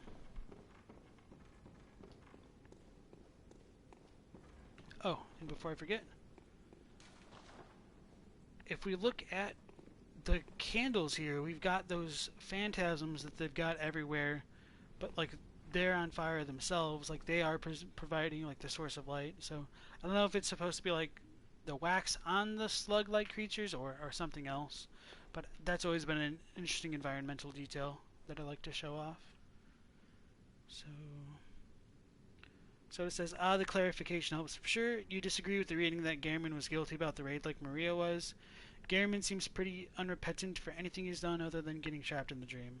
Parasite farm, you believe? Yeah, something like that. So it does seem like they are trying to farm either the phantasms or whatever may go into like creating like the snail women, and it might be related to Kos as well. And just to repeat, like the whole phantasm thing, like all the nets in this area are filled with these phantasms as well. So it could be a product of the fishman's transformation, that if they were like unwittingly eating these phantasms instead of like the fish or the phantasm's eggs in the fish that they would normally have been harvesting, like that may have been responsible for the kind of transformations that we find throughout this town.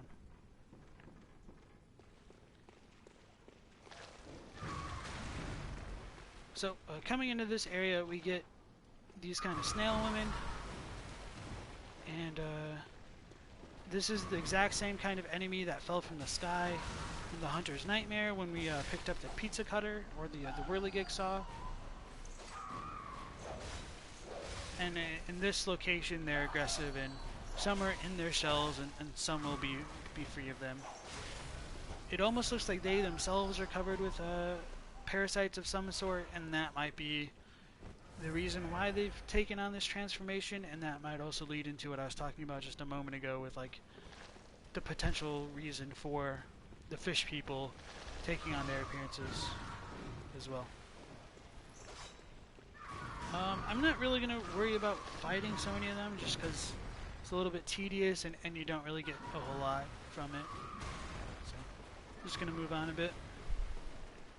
And welcome back, Herbert. Nice to see you again. Weren't those the parasites Koss had? It's not entirely clear. I think there certainly could be the argument that they are. Especially since we will see so many of these like snail women praying or like prostrated towards the arena where we will find the Orphan of Koss later. So that's one of the snail women that will pop out of its shell. I haven't seen it climb up there before like that, so that's a little bit humorous. But when we go into this cave, we'll find a few more of those, and we will get invaded by Braider for the last time as well. At least the one on the side.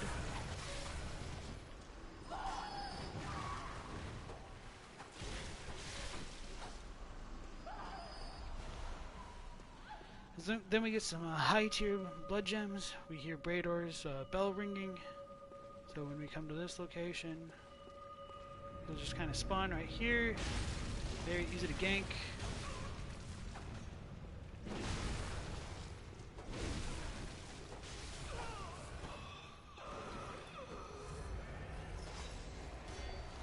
And then we get his trousers, and if we go back to the cell, we'll get his headpiece, Braidor's testimony, the thing with like the deer antlers on it.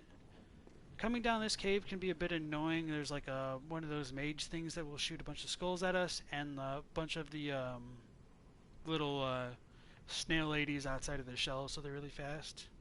Try to go real quick and kill the mage before we get hit. Although the snail ladies blocked me off.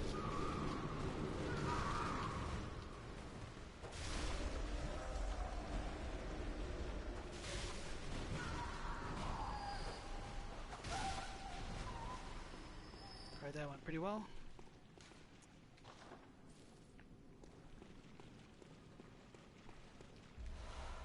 We get one of the higher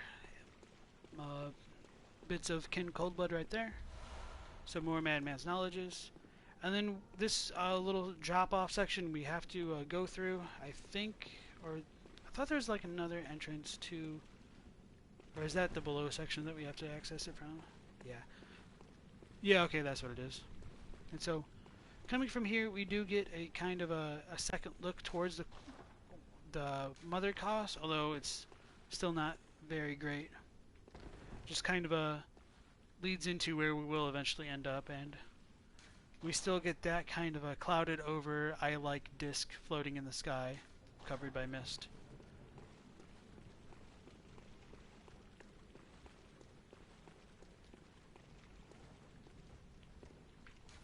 If we look like along the walls, we get like these kind of coral barnacle-esque type structures. This almost looks like it could be a person trying to climb up. I definitely don't think that, but we also get some small boats or canoes, whatever you want to call them.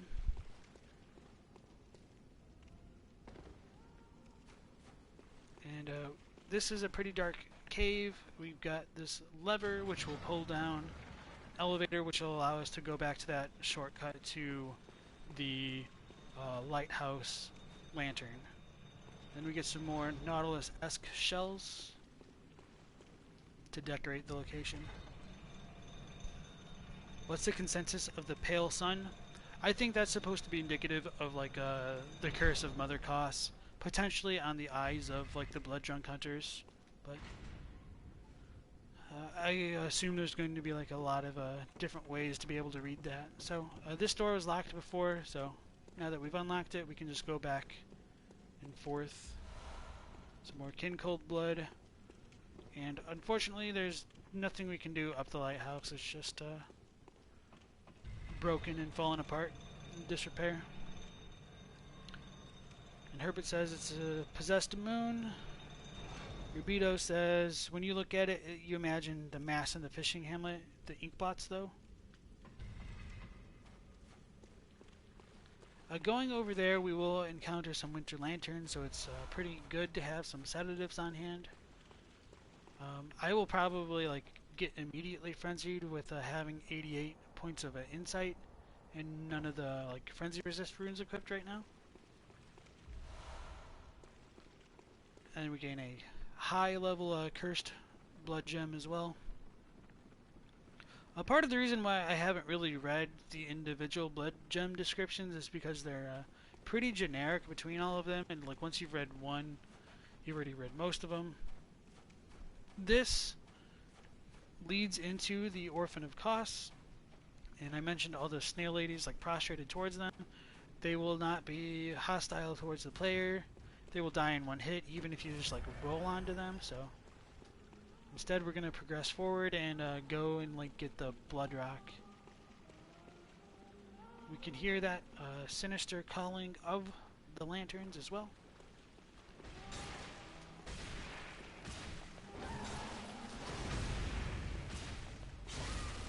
Yeah, I almost died like super quick. Oh no no no. Oh no no no.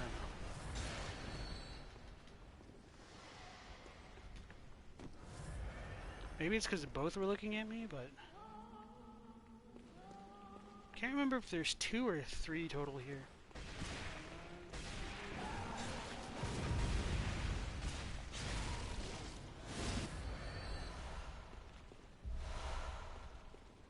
So we got another cursed blood gem from the lanterns, which is always nice.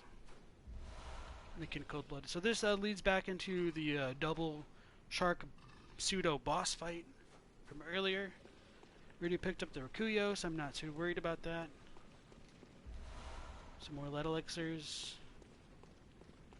And then we go back into like the little farming place for the parasites or the phantasms in this area.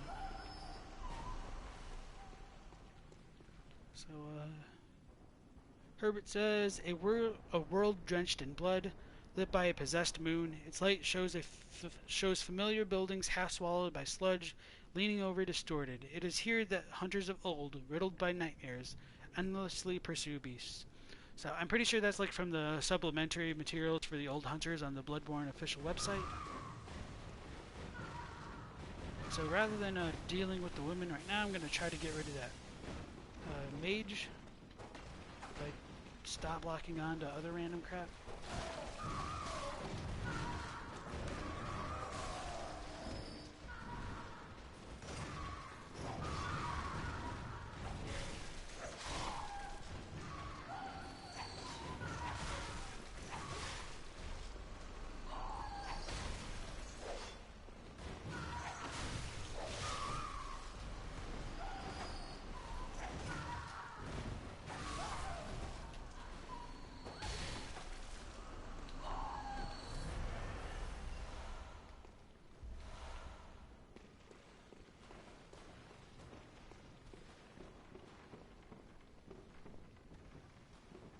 Thought there's another mage. Is he over there? Maybe not. Maybe it's... No. It was right now. I just need to find him.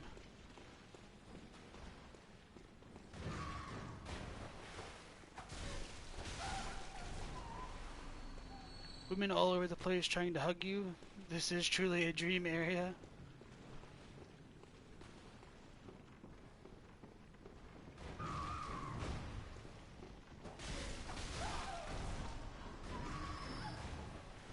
I don't think I need to worry about that one right now.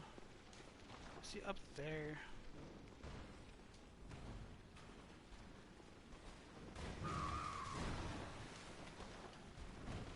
It got me.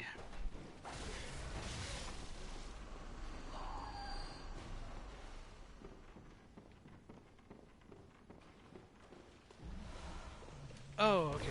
That's why I didn't see him. He's hiding in this little corner. So we get some more Quicksilver bullets.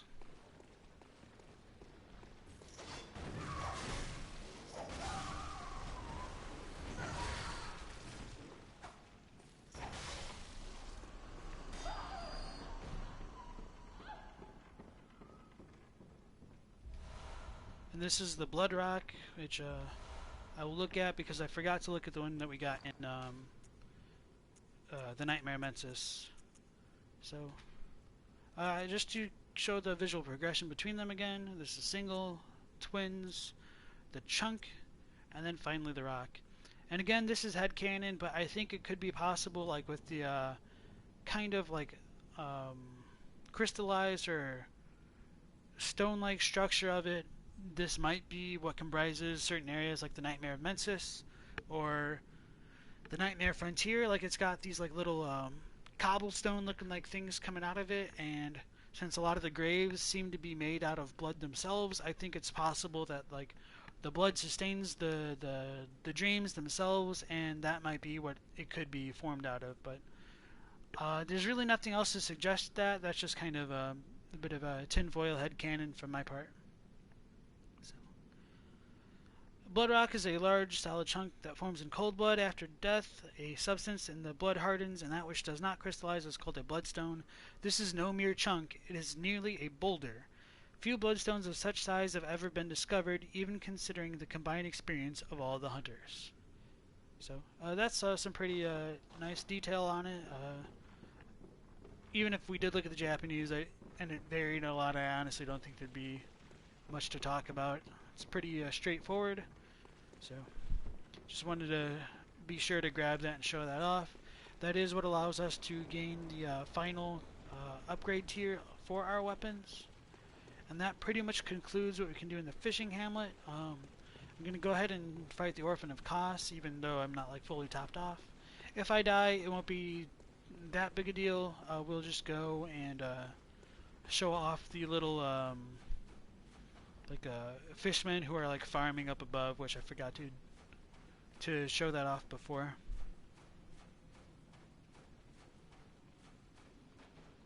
So I really do like this motif in general. I don't think we can see the orphan right now, but once it like gets born, it will be like staring off into this celestial body, which resembles that of an eye. So that's why I think like the curse is related to that. And so yeah, let's go off and experience one of the more disturbing cutscenes we can see in the game.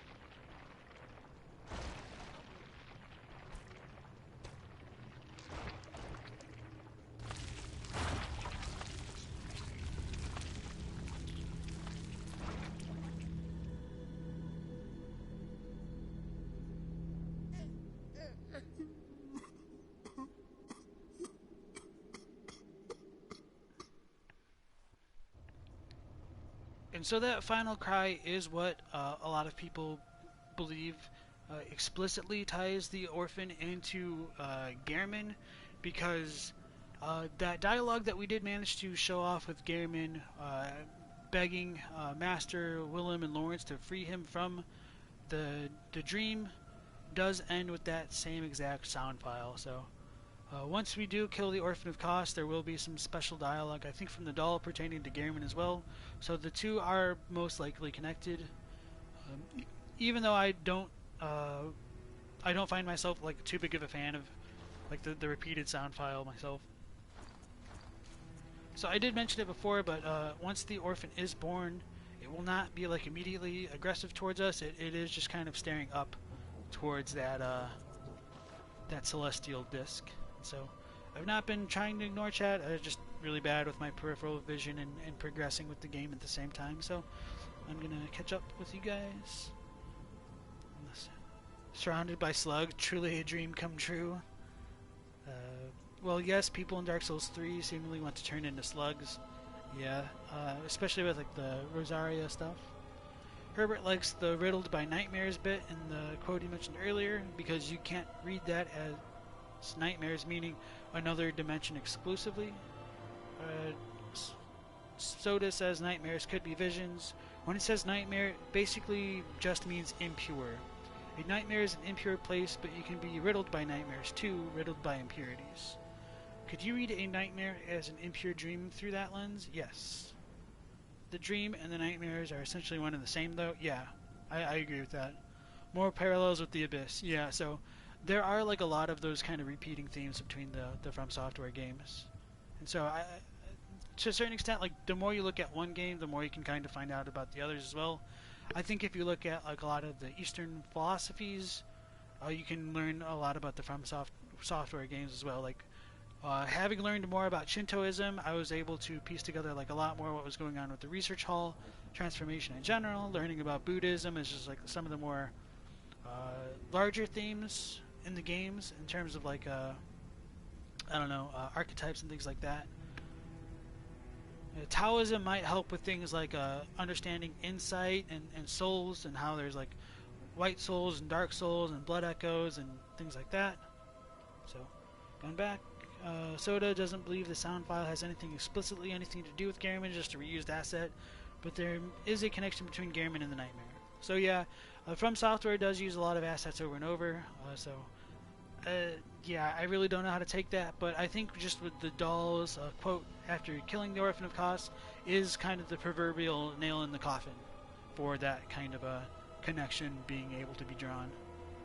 Winders thinks it may have some implications because that's quite the coincidence otherwise. Yeah. So Soda has to go.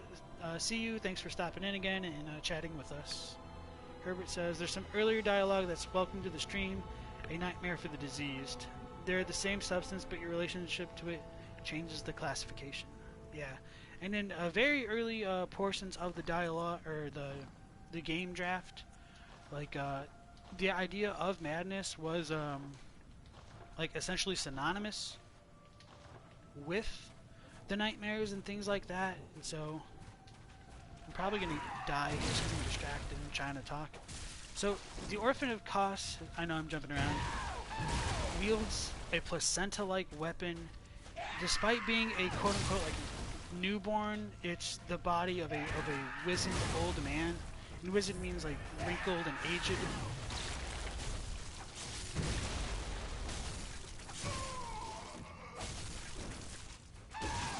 Oh no, no, no.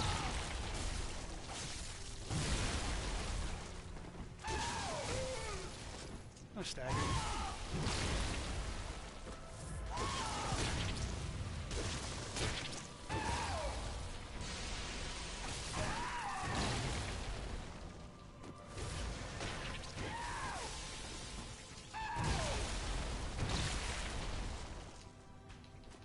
I should probably repair my weapon.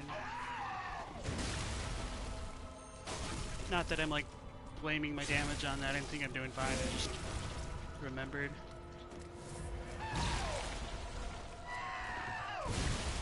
Stuck on the wall.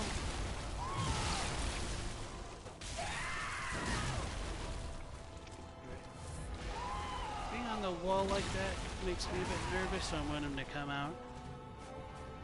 So the idea of him using like that placental type weapon, oh that sucks, might, I got stuck on him. I'll use the placenta could be kind of reminiscent of perhaps like the third umbilical cord.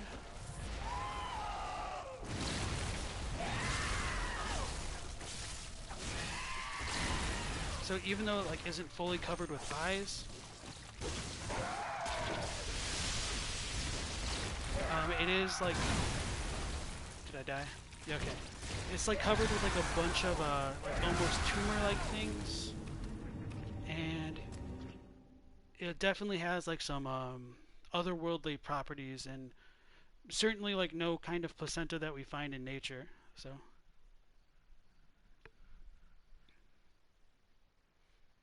there's some like welcome to the stream. It's a nightmare for the deceased. So yeah, I totally got super distracted. So I apologize for not articulating those thoughts a lot better. But in the earlier drafts of the game, like you being diseased was like a bigger portion of the game, and one of the things that was tied into that illness was going mad, and instead of like channeling blood echoes into the doll, you channeled madness instead. I mean, obviously that was revised, so that's probably not so much the case anymore, but I think like those parallels are still present to a certain degree.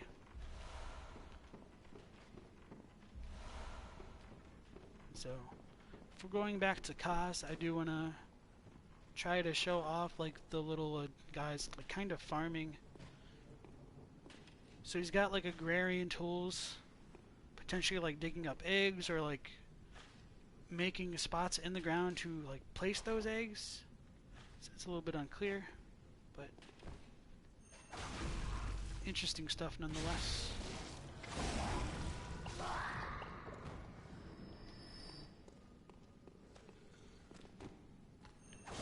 And so I think like the ideas of madness did get transferred more into like the insight mechanic, and it's associated more directly with the nightmares themselves. Like from using insight or like the madman's knowledges, we get like those black clouds, which are reminiscent of the kinds of mist we can find that relate to the nightmare.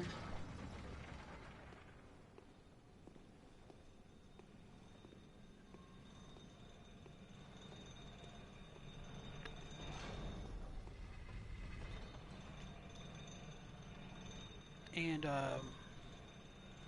like when they summon the One Reborn, we get that like kind of cosmic mist as well. I don't have any Great One Cold Blood on this character, but in my other profile, I'll have it, and I'll be able to show off like how it more closely resembles like a madman's knowledge on the icon, and the echoes are described as like cosmically nightmarish echoes. So the idea of the cosmos being attached to like the nightmare, and that being attached to the sea, like they're all really related.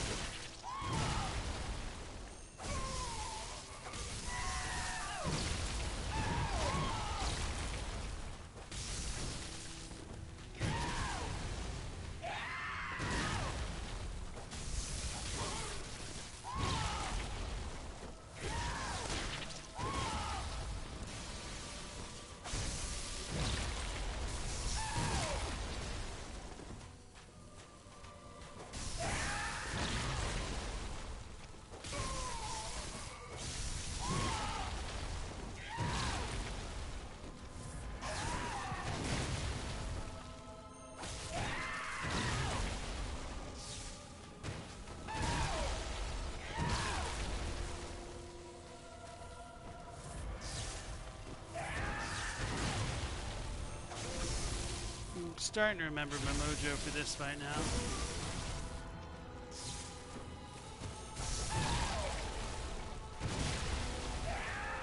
Oh, okay. I thought I was about to die because I got stuck on him.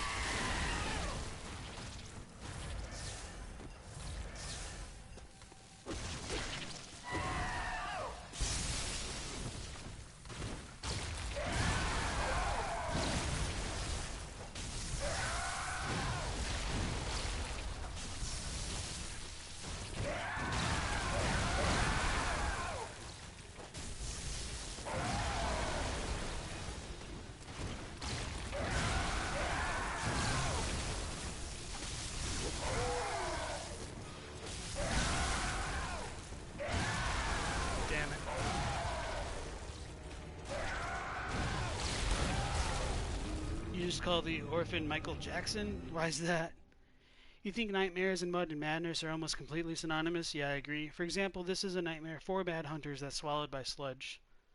And wonders that's swallowed by sludge, yeah, that's what it's supposed to look like anyway, even though it really doesn't. The idea of like the sludge being the kind of bedrock for the nightmares is like kind of at what's at the heart of like the idea of vermin and being able to. I forgot to activate the elevator.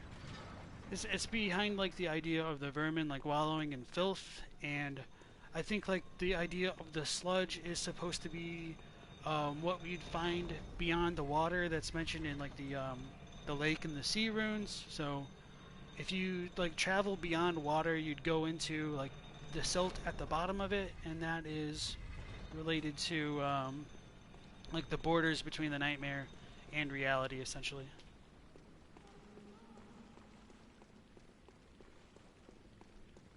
Are you winning, son? Yeah. Oh, okay. Yeah. Okay. Yeah. Yeah. I see the Michael Jackson connection now. I'm like, he doesn't moonwalk or like dance like that, so yeah. Okay, I see where you're going for now.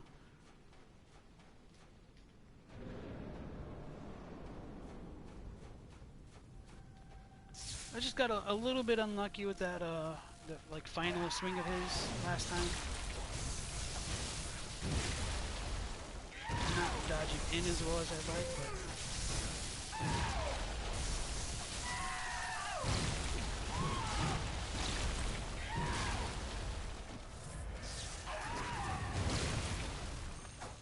but. Oh, I hate it when it doesn't fully track like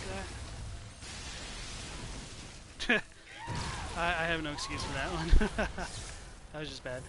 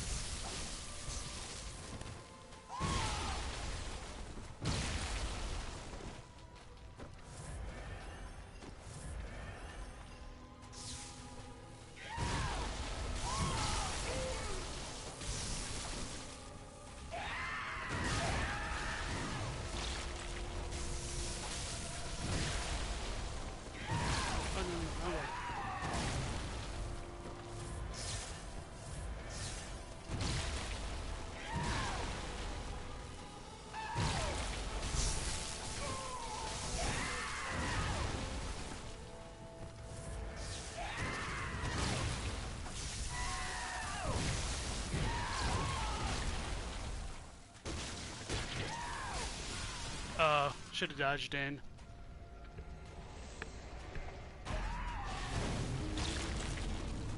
So yeah, the Cos fight is pretty fun. He's got a lot of movesets, so he's a little bit more difficult to read than a lot of the other fights for sure.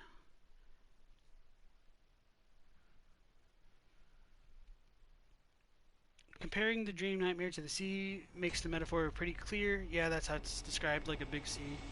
Yeah, for sure. And I think it'll be really clear, like once you defeat Kaz and like defeat the sprite of the orphan, and then it goes off into the sea, and it says Nightmare Slain in conjunction with that. I think that's like is pretty clear imagery as you're really ever going to get from like one of the FromSoft games for that kind of ideas being represented through just like the game itself.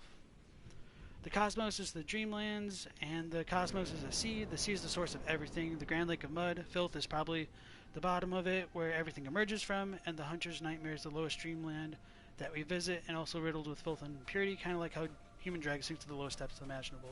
Exactly. And like I've pointed out before, like the term that they used for Human Drag is exactly the exact same phrase that they used for the impurity, or like the League rune and stuff.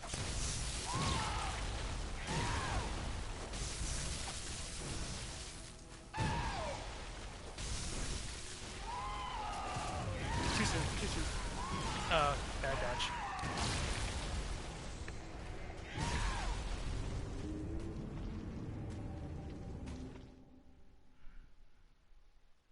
I just need to play better, that's all.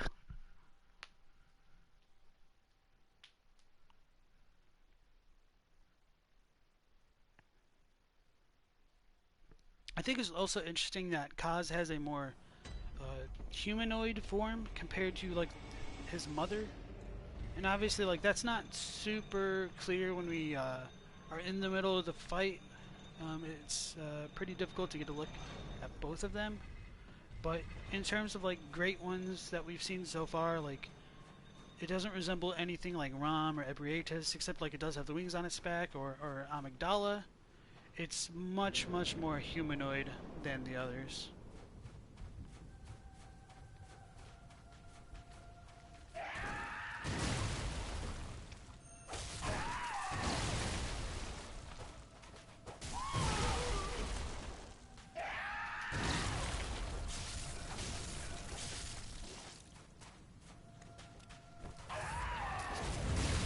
I thought that was going to visceral it for sure.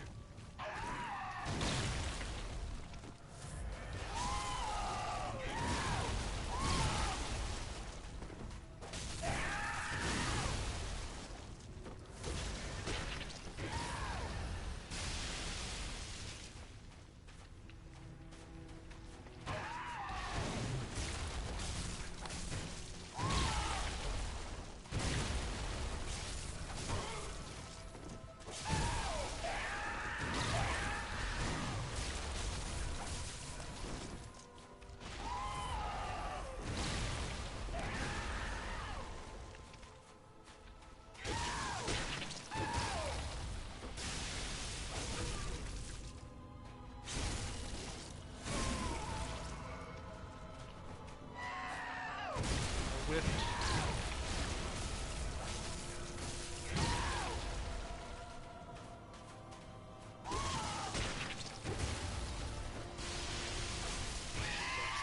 Oh. I guess I should have expected that.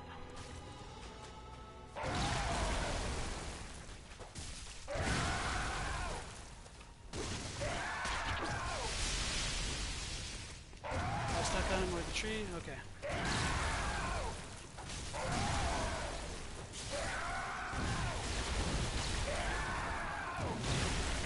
Oh, I need to roll in on that one.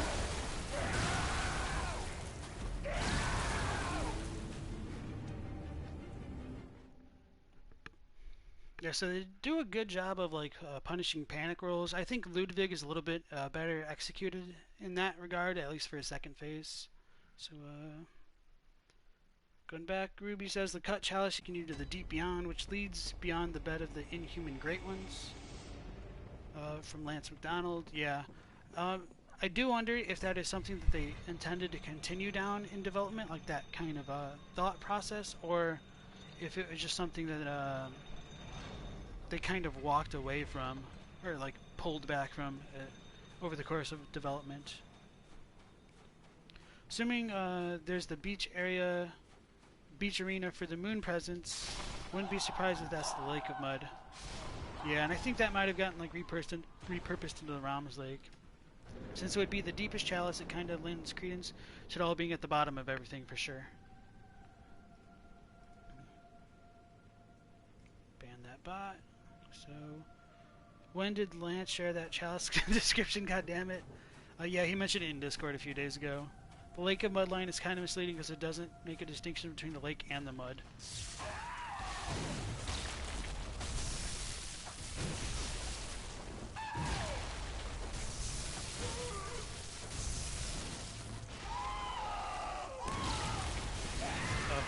Totally jumped onto it. It's the pro play right there.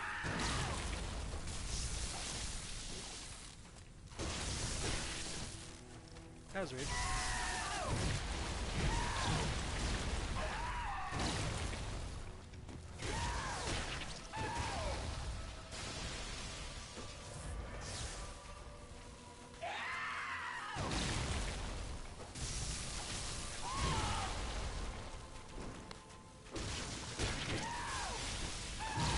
I thought he was doing the ground one.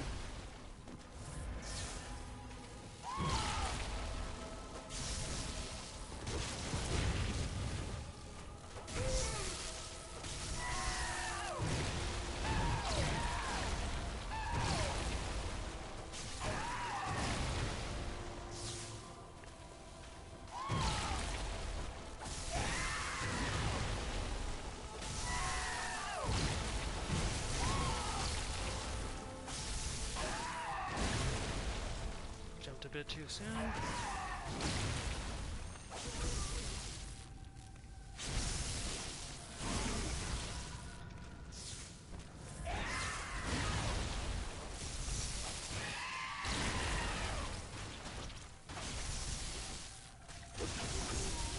There we go.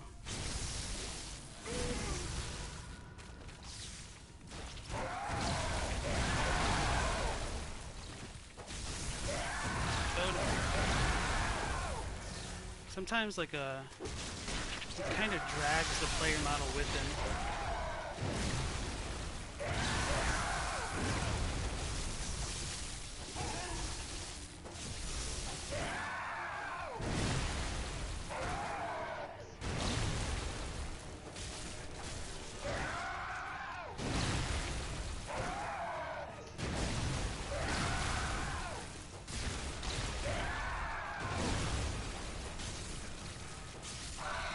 Oh no, not the lightning.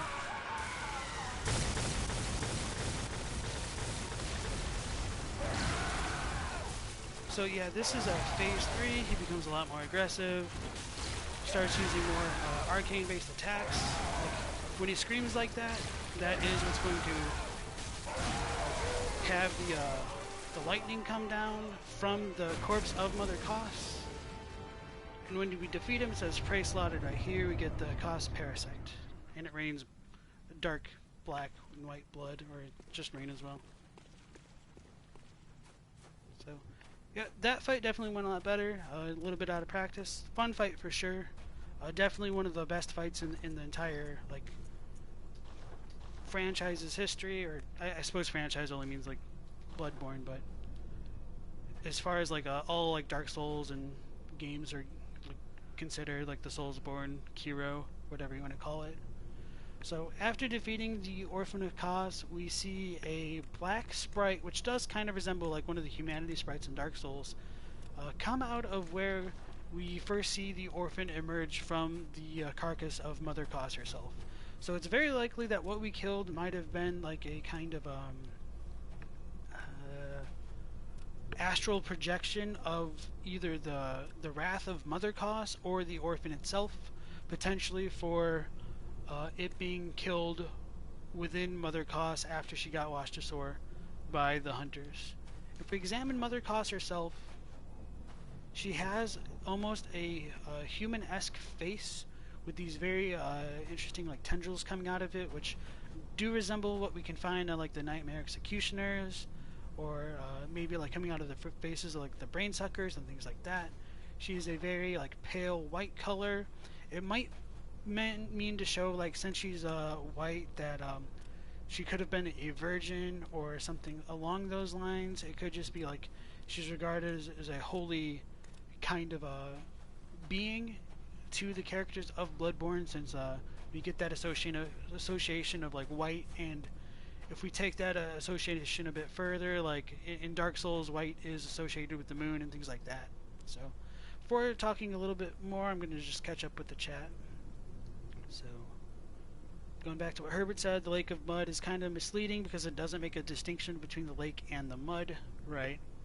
Well, if it's at the bottom of the cosmos/sea, then you can see the lake as the Lake of Mud at the bottom of the sea. Makes sense, doesn't it? I might have to think about that a little bit more, honestly. Herbert says, in earlier versions and in Japanese now, it's like the lake is clouded by grime, or it's something like sunken mud. We can no longer see the waters of the lake. You think it's a muddy lake, but it's not the muddy lake. Okay, I see what you mean. I'm not sure if there's supposed to be one specific one. The way that I look at it is like with Ram, yeah, it's probably not a specific one. Like, with what I was talking about with the note that we can find from the choir, like the cosmos is in the sky. I think that's what it says. Like, it could just mean in a more like Buddhist sense, like the cosmos is in like the formlessness or like in nothing, and it's a different way of saying like it's everywhere, it's all around us. The cosmic eye watcher badge, like all we have to do is just like look above us to find it. So the fact that we can get blood echoes everywhere and find death and destruction everywhere, it's just like the Bloodborne equivalent of a kind of afterlife. And so the arcane can be encountered pretty much no matter where you are, and I feel like the idea of insight ties into that. Like the more enlightened you become, the closer you become to understanding the arcane and closer to madness as a result, just because of how it all meshes together. Like it's everywhere and it's nowhere simultaneously. So like even though we're in a kind of nightmare representation of Yharnam, like not so much right now, um, that doesn't necessarily mean we're both in Yharnam or out of Yharnam. Like it's everywhere and nowhere at the same time. And I know that's a little bit redundant and a bit repetitive, so apologize about that. What you're saying is that the Mikolash dialogue in English makes it sound like a specific place that has been lost, but you're not so sure about that. Yeah, I agree. So thank you all for the GGs. Gehrman, nice to see you again. And so let's go ahead and kill this little black sprite and then look at the cost parasite description after the cutscene that follows. Thank you, Saturn. Nice to see you as well. I keep missing. You can't lock onto it, but that's not really an excuse. If we look towards the celestial body in the sky, that's where the mist is floating towards. It says Nightmare Slain. Then we get the cutscene with the mist still like flying out there.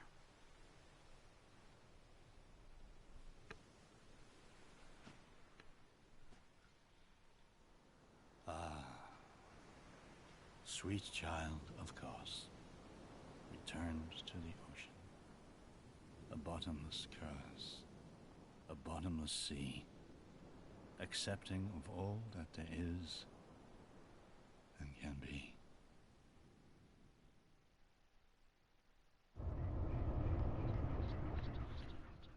So now that celestial body has been vanished from the sky, that mist which seemed to cloud it over, was that part of it itself, or what exactly that represents, we don't know.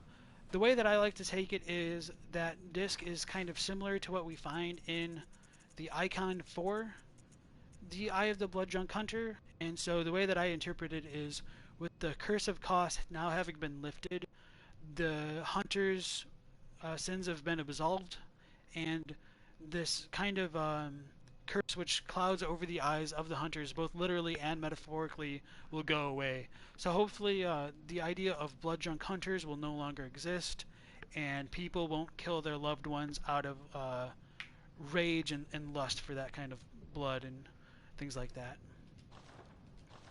But of course, that's just my conjecture, my best educated guess as to what that might represent, just from the kind of symbolism we're presented in the game.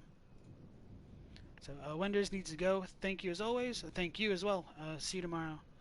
So with that done, we will start heading back into the Nightmare of Mensis once we talk to the doll to find out about Gehrman's dialogue.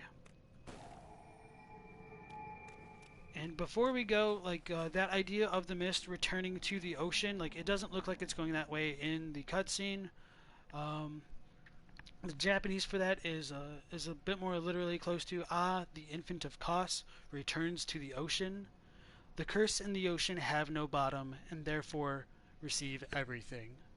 So it just shows like that the nature of the nightmare itself is endless and therefore it can accept everything that there is. I really do like that English dialogue quite a lot. Like it sets the tone very well. It's very somber.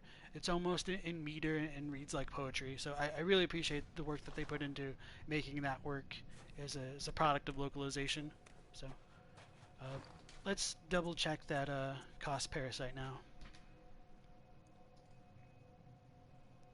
So when the carcass of Kos washed up on the coast, its insides were teeming with tiny parasites, unlike any found in humans. This atypical weapon can only be clasped tight and swung, but a Kos parasite is said to stimulate phantasms inhabiting a lumenwood. Let me check the Japanese on that.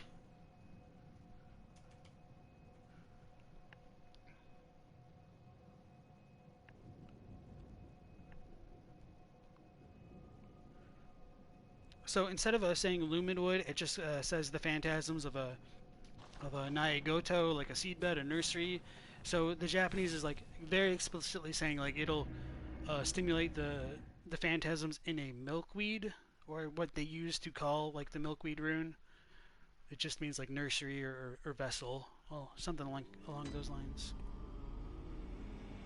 So now that we have defeated Kos, the doll will have some more dialogue about Gehrman. Oh, good hunter. I can hear Gehrman sleeping. On any other night, he'd be restless.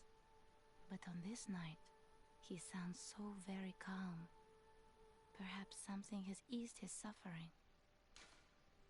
So that very explicitly ties the Orphan of Kos and perhaps like the Hunter's Nightmare in general to Gehrman. If Simon is talking about the sins of their forefathers, those sins might most likely be directed towards Gehrman, because he is the kind of a pseudo-father of all hunters, since he is the first hunter and was like the pioneer of the hunting style. Very well. So, I'll just go with Arcane. Like, now that we've defeated all of the DLC bosses, like, it's Farewell. really, May you like, Gehrman and the Moon Presence and Murgo's Wet Nurse should be pretty trivial in comparison. So, repair the weapon. So unfortunately, despite what the doll says about Gehrman, I don't think we can see him again. Like, he's pretty much gone for good this playthrough until we defeat the Wet Nurse and progress with the main story.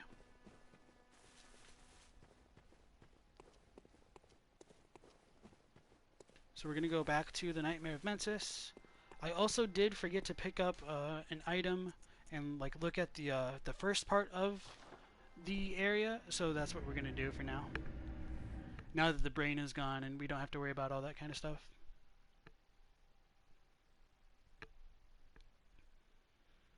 And then we'll just go straight into the Wet Nurse.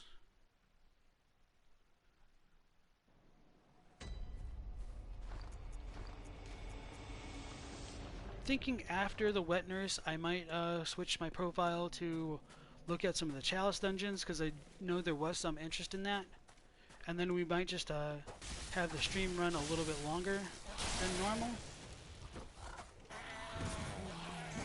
Oh, I meant to show off the Demon Wood and the Milkweed rune.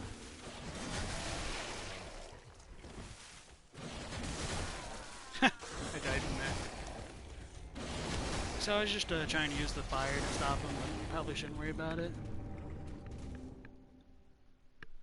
Kill cost, die to trash. It's the way of the game.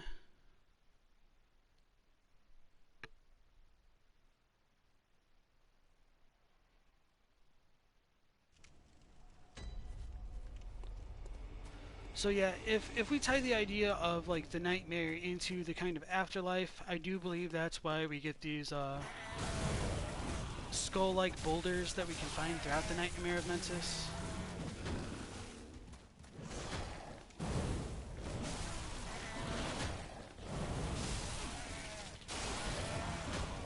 Stun locked. There we go.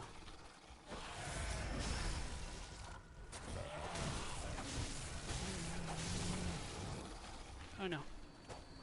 Did too much damage.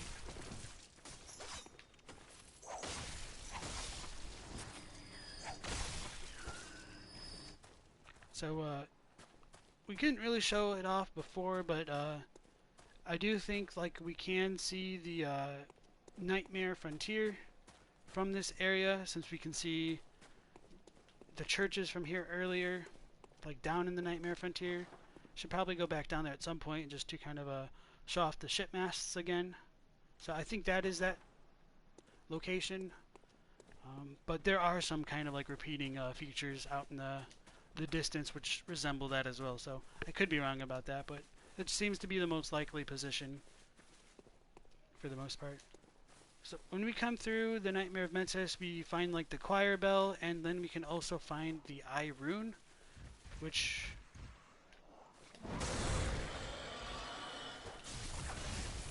might show that there is like a stronger tie between the choir and the Mensis than what normally may be figured at a first glance. So yeah, the Beast Sword just makes them a little bit trivial, and then we gain the eye rune from that guy. The highest level of eye rune we can obtain from Master Willem himself, so I'm not exactly sure what the relevance of finding the eye rune is here. It just shows that it may have been a hunter who came into contact with the voice of Ebrietas, so since the choir does have control over her for the most part, it may just be that like the School of Mensis has been infiltrated by choir members for quite some time.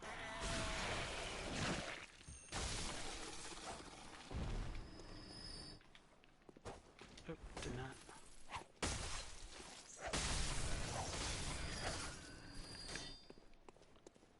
So I don't think there were any other items over here. I just want to double check. I know they're not going to be like super relevant, but through this area we do get some more of the Yetis. I did point out in the Nightmare Frontier they've got like those big gashes along their chests, which looks like they were hit with whips or something like that. And when we do go inside the loft itself, we find Murgo's chief attendants, which are like wielding chains essentially. So I think it's possible that the attendants were in charge of like... Oh wow, is that really a one shot kill? I think the attendants could have been the ones who were whipping on the Yetis.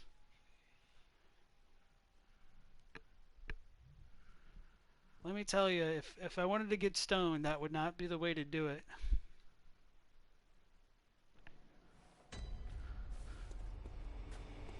The funny part about that is like I don't even smoke or anything like that.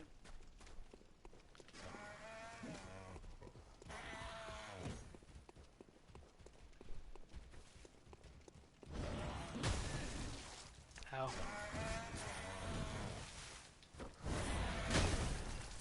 Bye.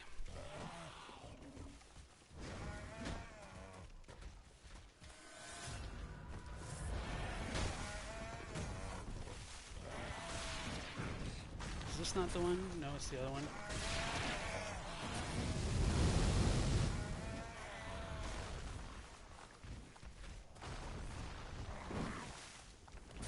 Come on. God damn it.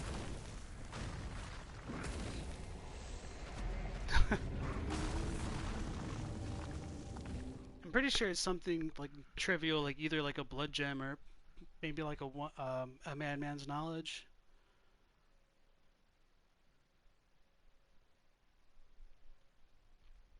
Alright, so anyway, like we did get all the lore relevant items, so I'm not going to go and worry about that. I'm just going to go proceed with Murgo's loft and killing the wet nurse.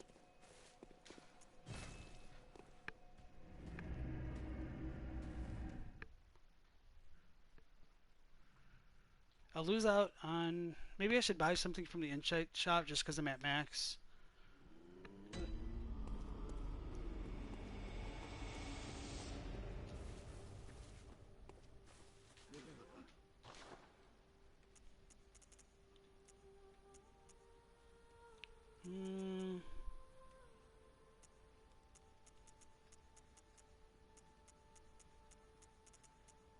So not, let's just go with some pellets.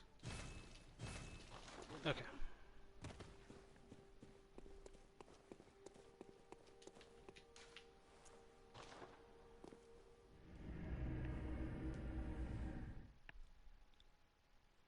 We've already unlocked the elevator leading into Murgo's wet nurse, and so we'll just examine Queen Yharnam again.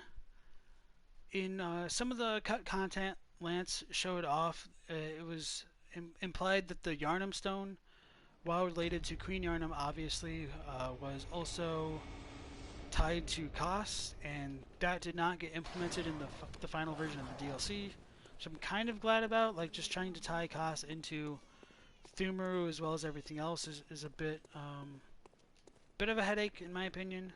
So it's very interesting to think about nonetheless, like how that could have tied together.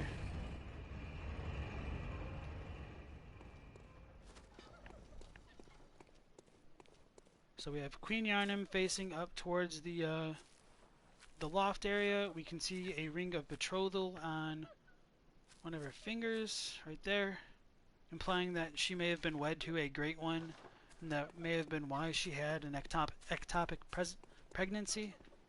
Not presidency, but that in the universe of Bloodborne, the more developed you become, the less able you are to have children. That's one of the ideas that inspired Miyazaki. He talked about that in, I believe, the Drained of Blood interview with Future Press. You can find that pretty easily online. It's also in English. So when we come to the top of the loft, we hear the baby crying much more clearly.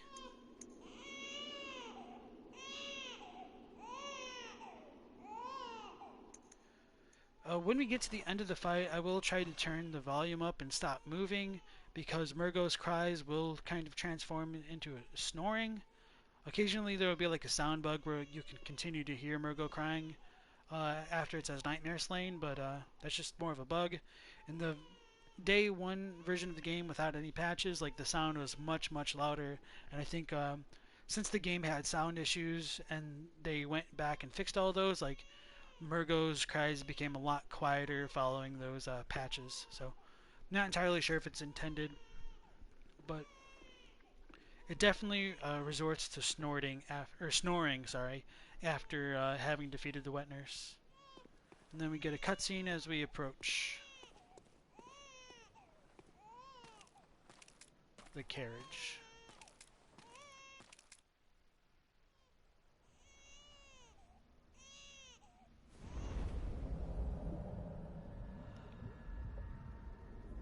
So there's kind of like a gurgling sound that goes along with that, which leads me to believe that Murgo's wet nurse kind of like swallows the child or consumes it as we draw near, potentially as a way to protect it.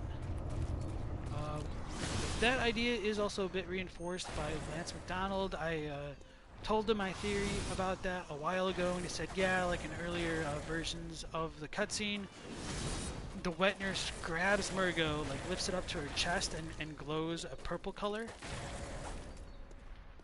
And so I think that idea is supposed to be preserved, but they just made it like a bit more ambiguous in like the final cutscene that we've been given. Or Murgo could be breastfeeding.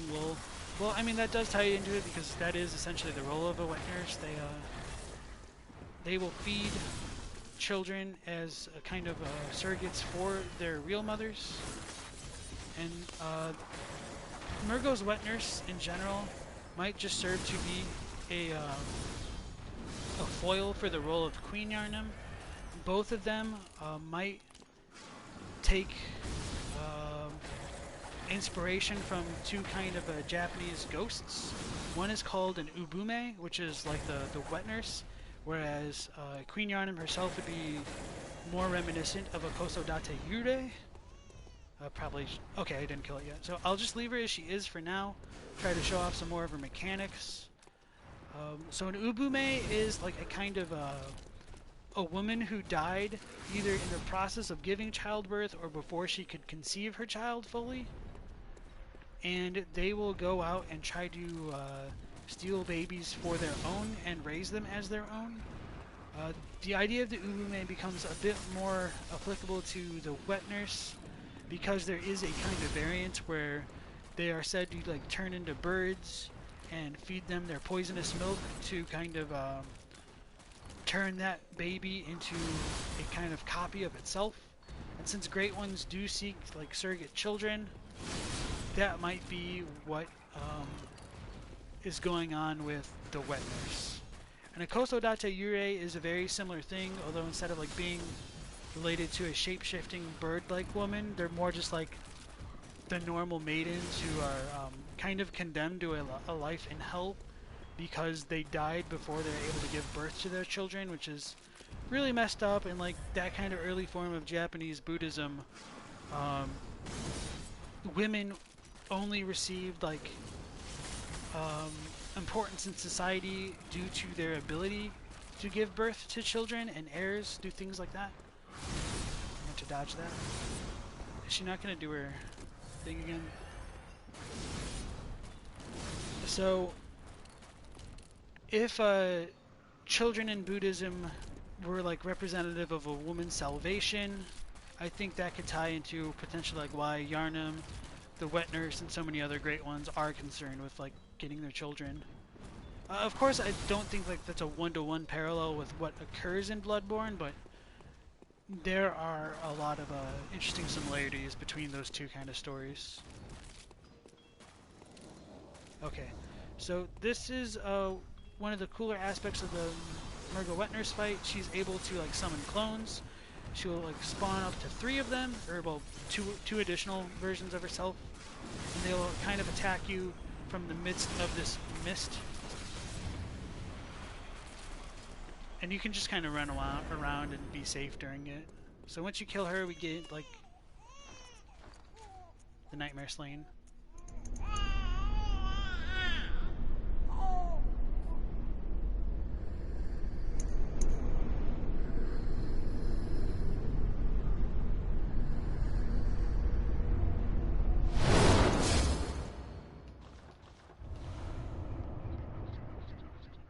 So sorry for that sudden burst of sound right there. I was really just trying to show off that like Murgo's cries do transform into a kind of more peaceful sleep, and that is really related to the concept of great ones and consciousness and unconsciousness in general. If you're a great one, your consciousness can persist even after you've been destroyed or killed, and so in Bloodborne it might be that unconsciousness beyond just regular unconsciousness is death. And so great ones are able to transcend death by just kind of falling into a state of unconsciousness, as indicated by the Yharnam Stone. So defeating the Wet Nurse and getting that Nightmare Slain, message popping up could just show that we have literally dispelled the infant Murgo's nightmares. It's a bit unclear, especially when we compare it to like the Moon Presence and the Orphan of Kos's Nightmare Slain messages, but I also think the idea of Murgo falling to sleep peacefully is relevant when we consider the kind of background boss fight song is a lullaby for Murgo from a music box, so it's meant to put an infant to sleep. And if a great one is trying to act as a wet nurse or a surrogate mother, like it would be interested in trying to soothe the baby as well. So there is a lot of that kind of imagery present even beyond just like the final cries that it gives off. And from that fight we do get that final third of an umbilical cord, or third cord as they should be called. Is it this one? Okay, yes. And so this I believe should have tied into the, but it just kind of didn't really work out. So one moment while I pull up the Japanese alongside it. So 1/3 of umbilical cord, which I would argue should just read third umbilical cord, is a great relic also known as a cord of the eye. Every infant great one has this precursor to the umbilical cord. Every great one loses its child and then yearns for a surrogate. This cord granted Mensis audience with Murgo, but resulted in the stillbirth of their brains. Used to gain insight, and so they say, eyes on the inside, although no one remembers what that truly entails. So this idea of Mensis encountering or having an audience with Murgo, resulting in the stillbirth of their brains, is, I would argue, very, very likely tied into what is talked about in the living string description. The term stillbirth comes from Deki Soko Nai, which is more like malformed or not fully formed. So I think just on its own, stillbirth is a kind of cool way to tie the imagery of like infants and umbilical cords into that kind of idea. It sounds really macabre and spooky, and doesn't make like a whole ton of sense.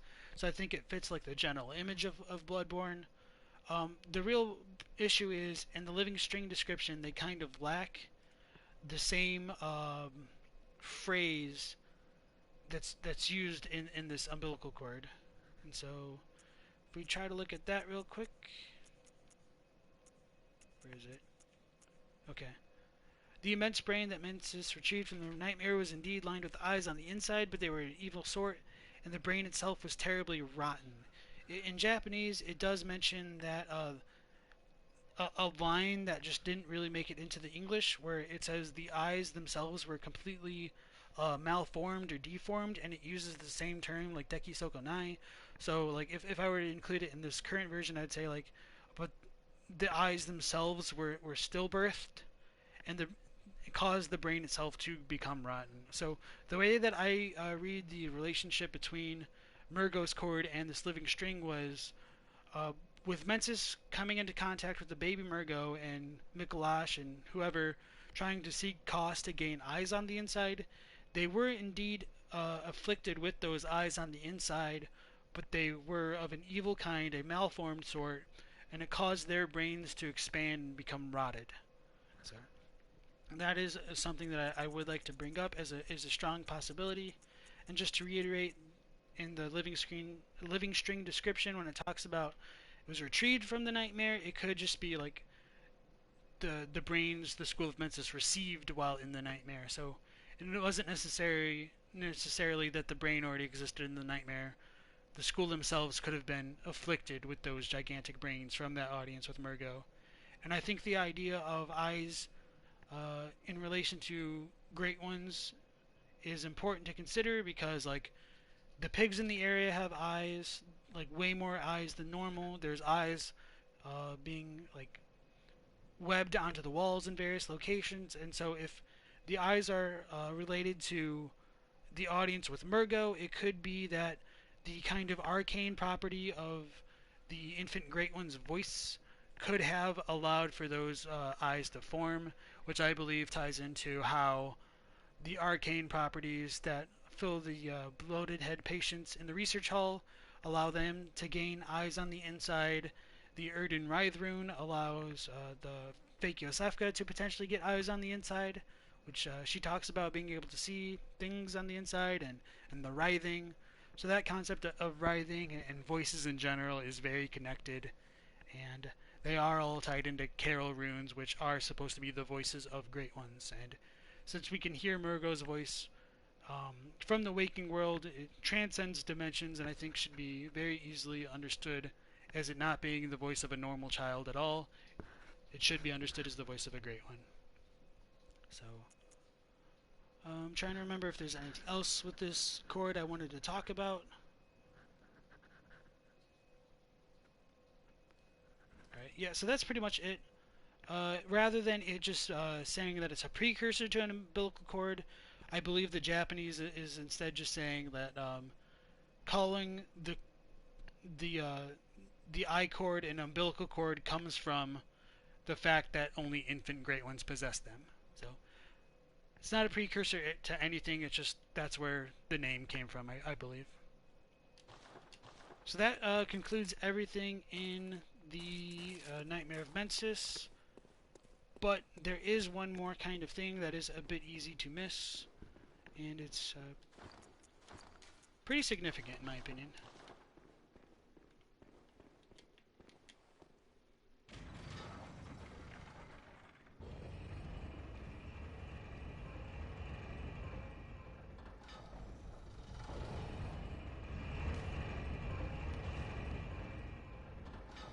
Coming outside of the loft after having freed Murgo from that nightmarish great one, when we approach her, she's no longer crying, and then she bows towards us and fades away in like a show of respect.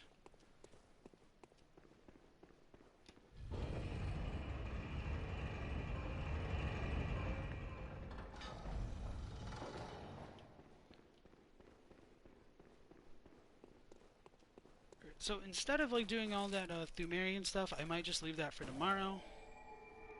So I think instead we'll just go ahead and try to defeat Garriman in the Moon Presence and kind of end like the whole story section of the Let's Play, and then maybe tomorrow have a little bit of a shorter stream where we go through some of those Chalice dungeons for the people that are interested in that. So coming back into the Hunter's Dream, we find it completely set ablaze. Good hunter, you have come. Dawn will soon break. This night and this dream will end. Gammon awaits you at the foot of the great tree. Very well. I don't think I can level. Oh, I can. Farewell, good hunter. So I think it should have been pretty clear that it was Gehrman who set the workshop ablaze. It's a bit clear in some of the cut dialogue.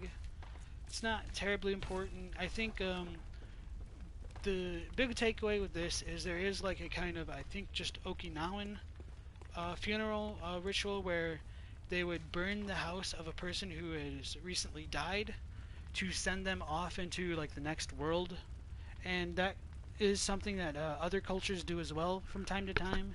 And so I think the idea of Gehrman wanting to set the workshop ablaze should just show that it's a that it signifies that our night of the hunt is coming to an end, and that by dying in this dream we can awaken anew and continue on with our lives, or like we're done with this aspect of our lives, so we will symbolically die as a hunter and just get reborn as a normal human. So Rubito says, seems like the workshop burning was going to be more significant in an older version. Seems kind of like the Eclipse in Dark Souls 3 as it is now. I don't know. I think like this is, it really doesn't need a whole lot of explanation for why it is this way, but I think it just kind of works as its own. Like, you don't want to stay in a building that's burning to the ground in general, so why use words trying to like reinforce what people will do naturally, you know? And so the moon here is still white. The skybox is still like kind of tinged with red, and it hasn't changed. Gehrman is waiting for us by the great tree, and finally, like that one secluded, gated off area of the hunter's dream is now accessible. And one part of this location which doesn't show up in very many other places is how many like kind of crucifixes there are. They do somewhat resemble the shape of the hunter's rune, like branches off in that kind of Y or algae type formation. And so I do tend to think that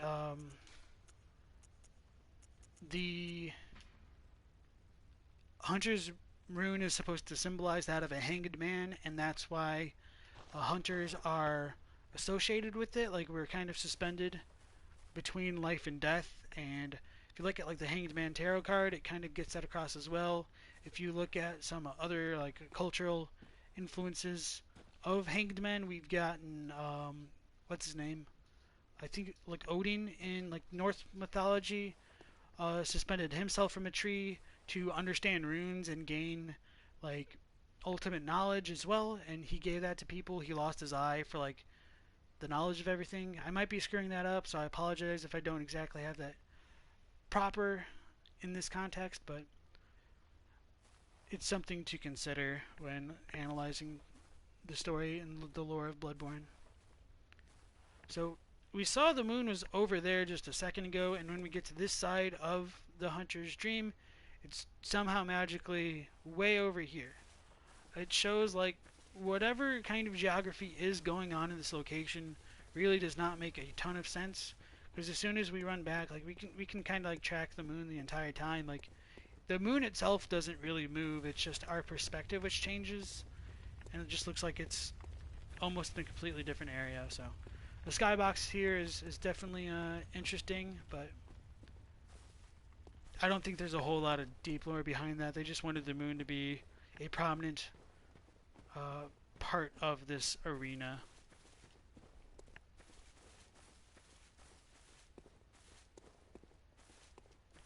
So let's talk to Gehrman in this field of flowers. Oh, wow.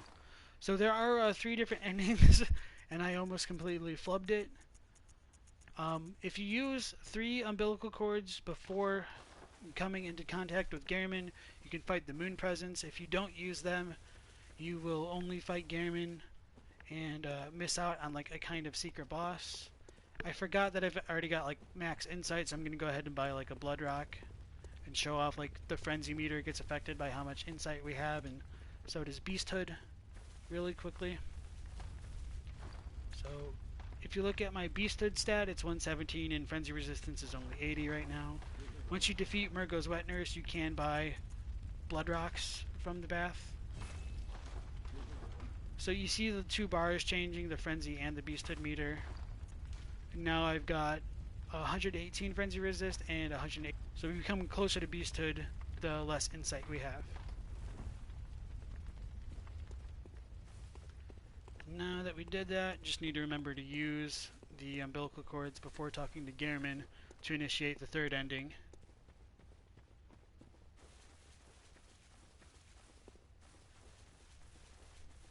If you talk to him and submit your life to him in the first one, he'll just kind of cut your head off and you'll awaken anew, in like a new dawn over Yharnam. One of the funnier parts about that ending, though, is like you can still use the Beast Embrace rune to show off that you're like a beast during that cutscene, or even like the Milkweed rune. Although I haven't gotten the Milkweed rune to work correctly with it, like it'll glitch and just show my human head. But I have gotten my character to look like a beast for the Yharnam Sunrise ending, which is really funny, especially since like a lot of people say, oh, it was just all a dream, but if it is all a dream, you still do wake up with all the clothes that you gained from the dream, and so it becomes a bit hard to explain.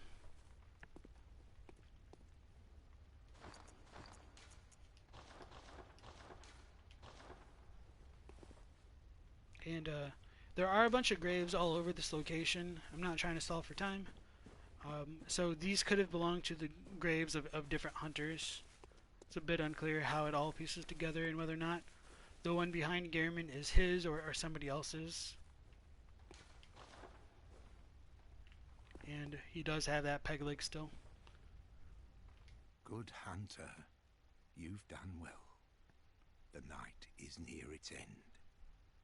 Now, I will show you mercy. You will die, forget the dream, and awake under the morning sun. You will be freed from this terrible hunter's dream. So that final line in Japanese, he says "Karyudo no Akumu kara," which is like literally hunter's nightmare, which believes or leads me to believe that Gehrman may have penned that note in the very beginning of the game, or not the very beginning, but like the note in the corner of the workshop where it says to in order to escape the night of the hunt, you must defeat the spreading scourge of beasts, and he calls it a provocative hunter's nightmare in Japanese. And so in English it is more consistently referred to as dream, but in Japanese, like, calling it the hunter's dream and hunter's nightmare is somewhat interchangeable, which is part of why I would argue that the dreams and nightmares are interchangeable as well, and not really different locations. The part where he tells you that you will die, forget the dream, and awaken in the morning, it's the same in Japanese, but it sounds more like a command, or like not something that will naturally happen. I'm sorry, I'm phrasing that poorly, but he's more or less telling us to forget the dream and not saying that we necessarily will. So it's not necessarily a guarantee that we will forget the dream. It's more just like we should on his behalf. Farewell, my keen hunter. Fear the blood. And I do like that he says fear the blood there rather than like fear the old blood. And there is a bit of a... Shit! I did not mean to click that. Oh well. I got totally distracted. That's pretty funny. I should have saved it.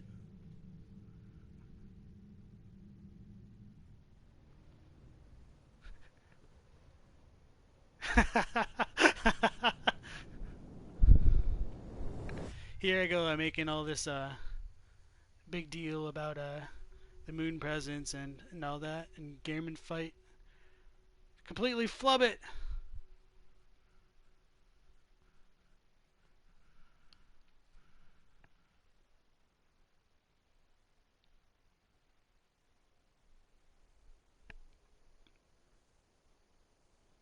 So yeah, after he does decapitate us, we will kind of speedrun time.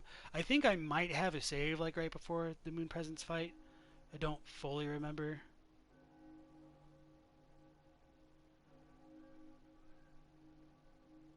So we wake up into the morning sun. We're still wearing what we wore into the nightmare, which I think makes it more questionable as to whether we can interpret everything as having been a dream. I think that kind of interpretation is a little bit lame. Like, even if it was a dream, like, it's still significant to us because we grew as, like, players and hunters and people with the choices that we've made and, like, persevering over everything. So I don't necessarily think it would be insignificant even if it were just a dream. And this will be the kind of grave that we can find the doll praying at the beginning of the game if we reload everything. Farewell, You said good the game makes it hunter. very evident that even if it was a dream, it still happened. May Yeah, you I agree with find that. your worth in the waking world.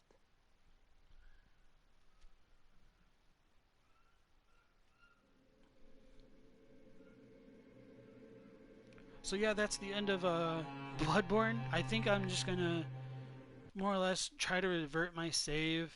I'm not 100% sure if I do have like direct access into what do you call it, the moon presence fight. I'm almost confident I don't, but it's worth a try. I know like the last version, I had like the blood tinge build going on, so if I do and we can, I'll just go ahead and show off all three endings, I suppose. Good. So we go back into the beginning cutscene. We wake up with all of our old clothes, and if I didn't flub it all, we would definitely know that like pale blood is supposed to be a reference to the moon presence. But again, that is supposed to have been explicit in the lecture hall notes. So I'm just gonna go ahead and try to reset that.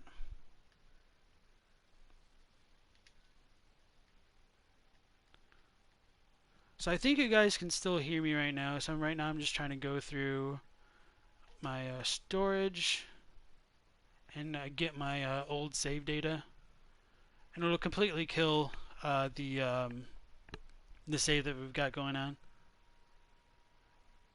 And right now it's taking a while to calculate. I think just partially because we're streaming.